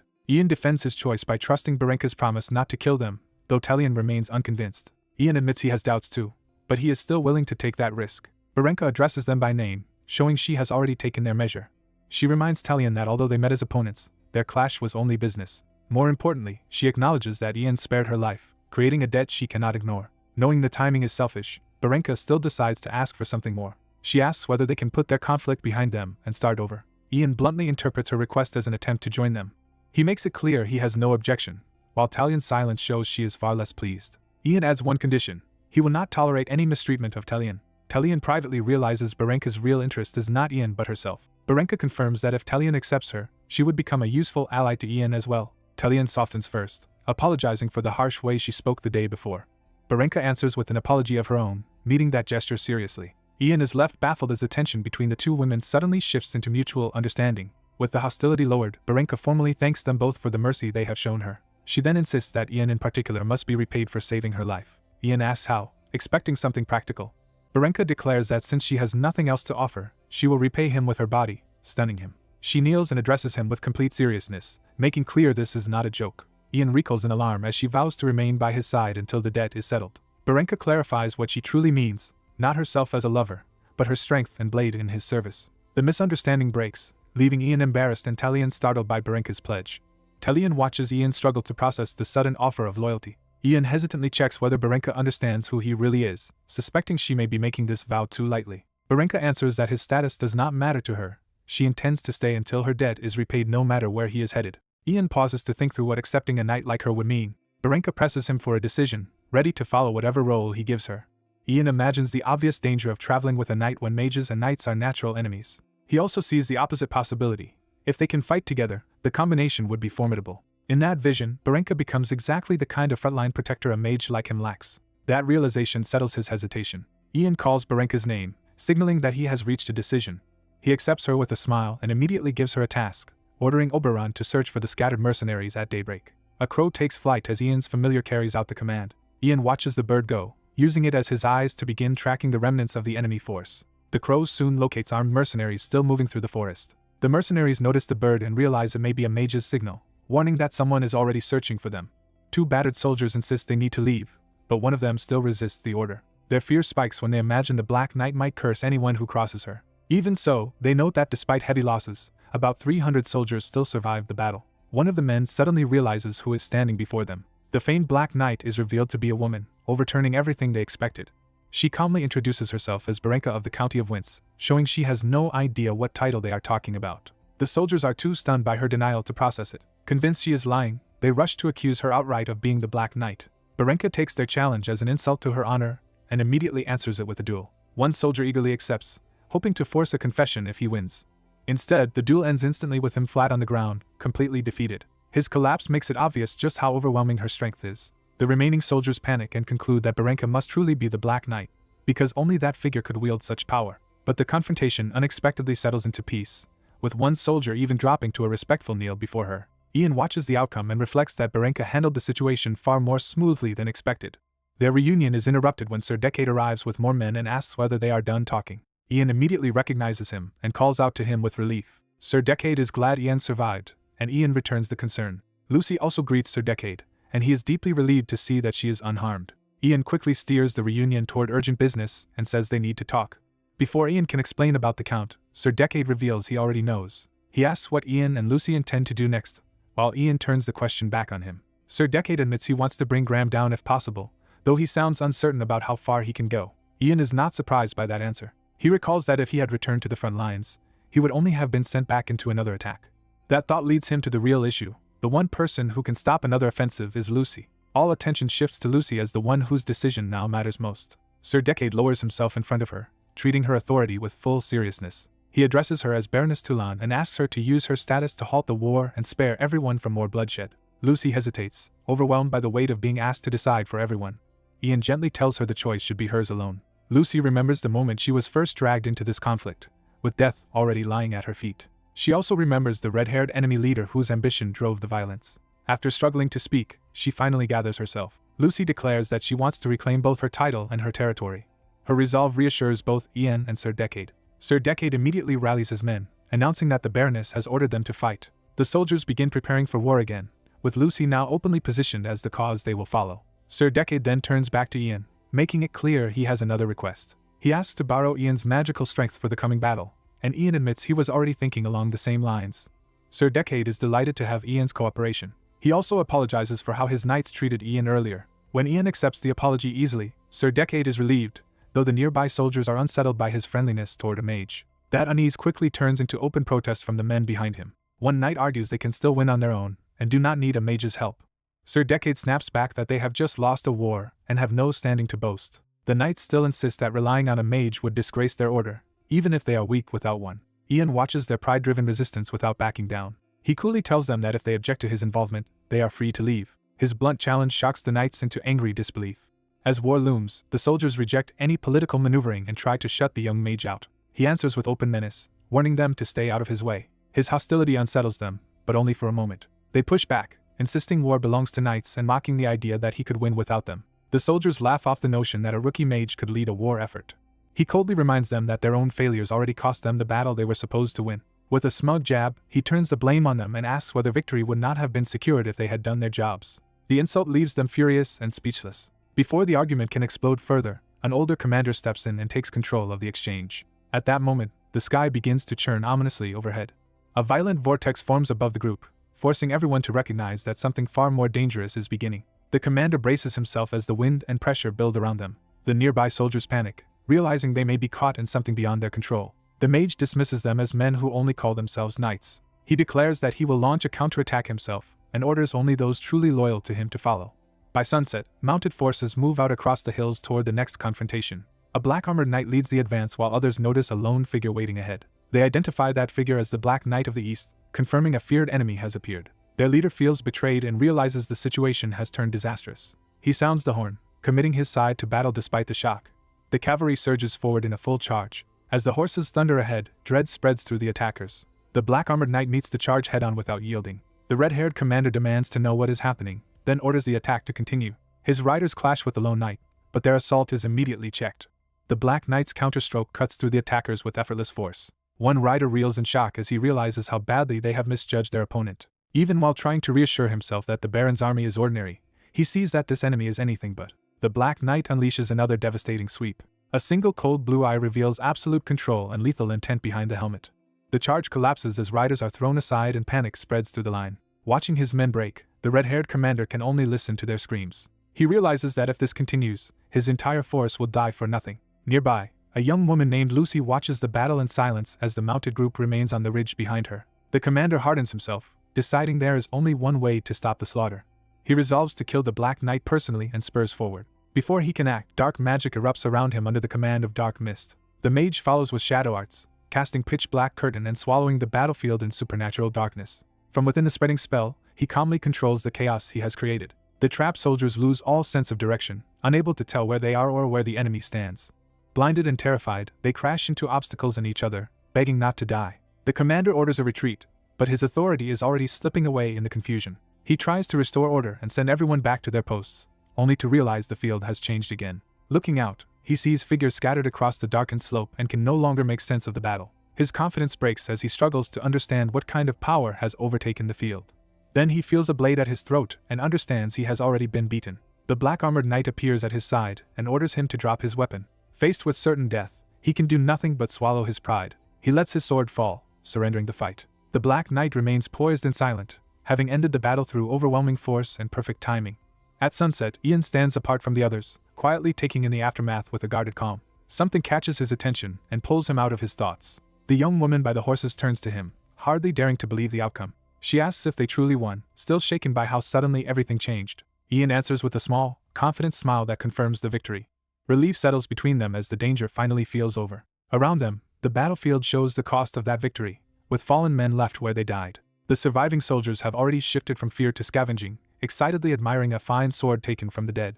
Ian watches their enthusiasm from a distance, his expression unreadable as they celebrate the spoils. That sight triggers a bitter realization in him. After killing, many people quickly reduce the dead to loot. In his mind, the scene becomes a brutal image of men carrying blood-stained trophies through a world soaked in violence. He judges that people fight not only to survive, but to seize things they desire. To him, the living often justify greed with the language of war and necessity. He concludes that beneath the excuses, much of it is simply hunger for gain. The mood snaps back when one soldier jokingly proposes turning a bracelet from a corpse into jewelry, proving Ian's point all too well. Ian reflects that he came expecting to find traces of death itself, yet he has sensed nothing of the kind. He starts to suspect his earlier assumptions about death magic and the strange necklace may have been wrong. Even so, he decides to experiment further rather than abandon the mystery. His thoughts veer into darkly absurd territory, imagining himself so exhausted he might as well lie down with the dead. The woman immediately rejects that idea, alarmed by how casually he treats something so morbid. Ian brushes it off with dry composure, as if this kind of grim thinking is exactly what his master would expect from him. A sudden movement near his staff interrupts the moment. A black bird circles overhead and descends toward him. Looking up, Ian returns to the question that has been bothering him: what it really means to be a mage. He tests his power again, wondering whether the true path of magic lies in understanding rather than simple technique. He even considers forcing a breakthrough through a harsher method, but the attempt still yields no clear answer. Standing over a glowing magic circle, he is left with uncertainty instead of revelation. The bird lands on him without fear, breaking his concentration. When it pecks at his face and coos, Ian realizes it is trying to communicate rather than attack. That small exchange gives him a sudden insight, as if the answer he was chasing has been in front of him all along. He straightens with new focus, the thoughts still forming as the bird settles on his shoulder. Before he can pursue it, the young woman calls him over. She cheerfully reports that everything has been handled and even checked off properly, while Ian confirms the situation is under control. She then asks about Sir Decade, and Ian learns the Knight Commander has been speaking with his men nearby. Ian turns toward the group of knights, where Decade is finishing his business before departure. The veteran knight appears relaxed now that the crisis has passed. Ian approaches with quiet resolve, ready to part on good terms. Some time later, the victory celebration in the barony comes to an end. Sir Decade and his knights prepare to leave, their duty here completed. Before going, Decade pauses, clearly wanting one last word with Ian. He finds Ian waiting beneath the tree, apart from the crowd and noise. The two part with mutual respect, agreeing that they hope to meet again. Their farewell carries the sense that this brief alliance has become something more meaningful. With the knights gone, the barony erupts into public celebration and Baron Telion is loudly praised as the victor. The young woman basks in the festive mood and teases Ian about how popular he has become with the crowd. She keeps needling him with a familiar nickname, amused by how much it bothers him. Ian inwardly fumes, convinced that this ridiculous name is some kind of curse that refuses to die. She abruptly reminds him that they need to leave soon, cutting through the celebration. Ian is confused until she points out that they had planned to visit a grave and he has apparently forgotten. The reminder hits him at once, and he realizes with dismay exactly what he has neglected. A strange magical disturbance stirs around a coffin deep inside a torchlit crypt. As the energy gathers over the stone lid, someone realizes this may be the grave magic they were searching for. Far above, a small party carefully makes its way along a deadly mountain path toward the site. Ian, already uneasy about the climb, worries one wrong step will kill him. When he notices Lucy leading the way, he immediately suspects she has dragged him somewhere dangerous again. Lucy cheerfully confirms it, reminding him that if he wants the reward he has to survive the trip.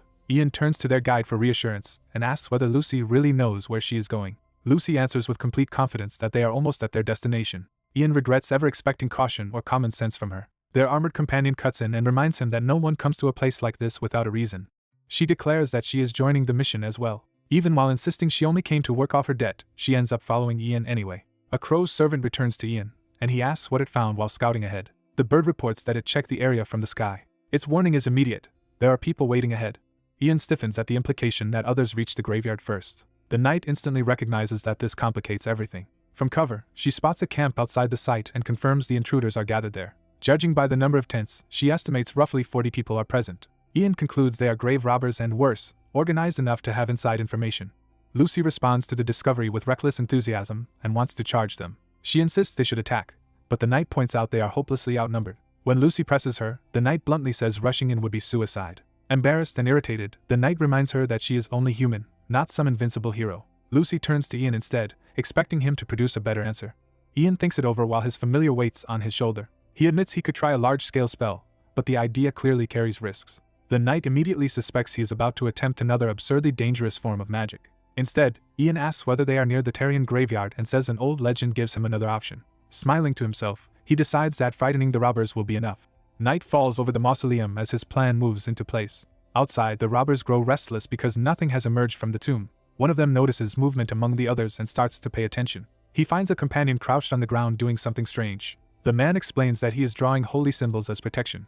He says the marks are a charm meant to keep ghosts away, revealing how uneasy the whole crew has become. Even he admits he has a bad feeling about this job.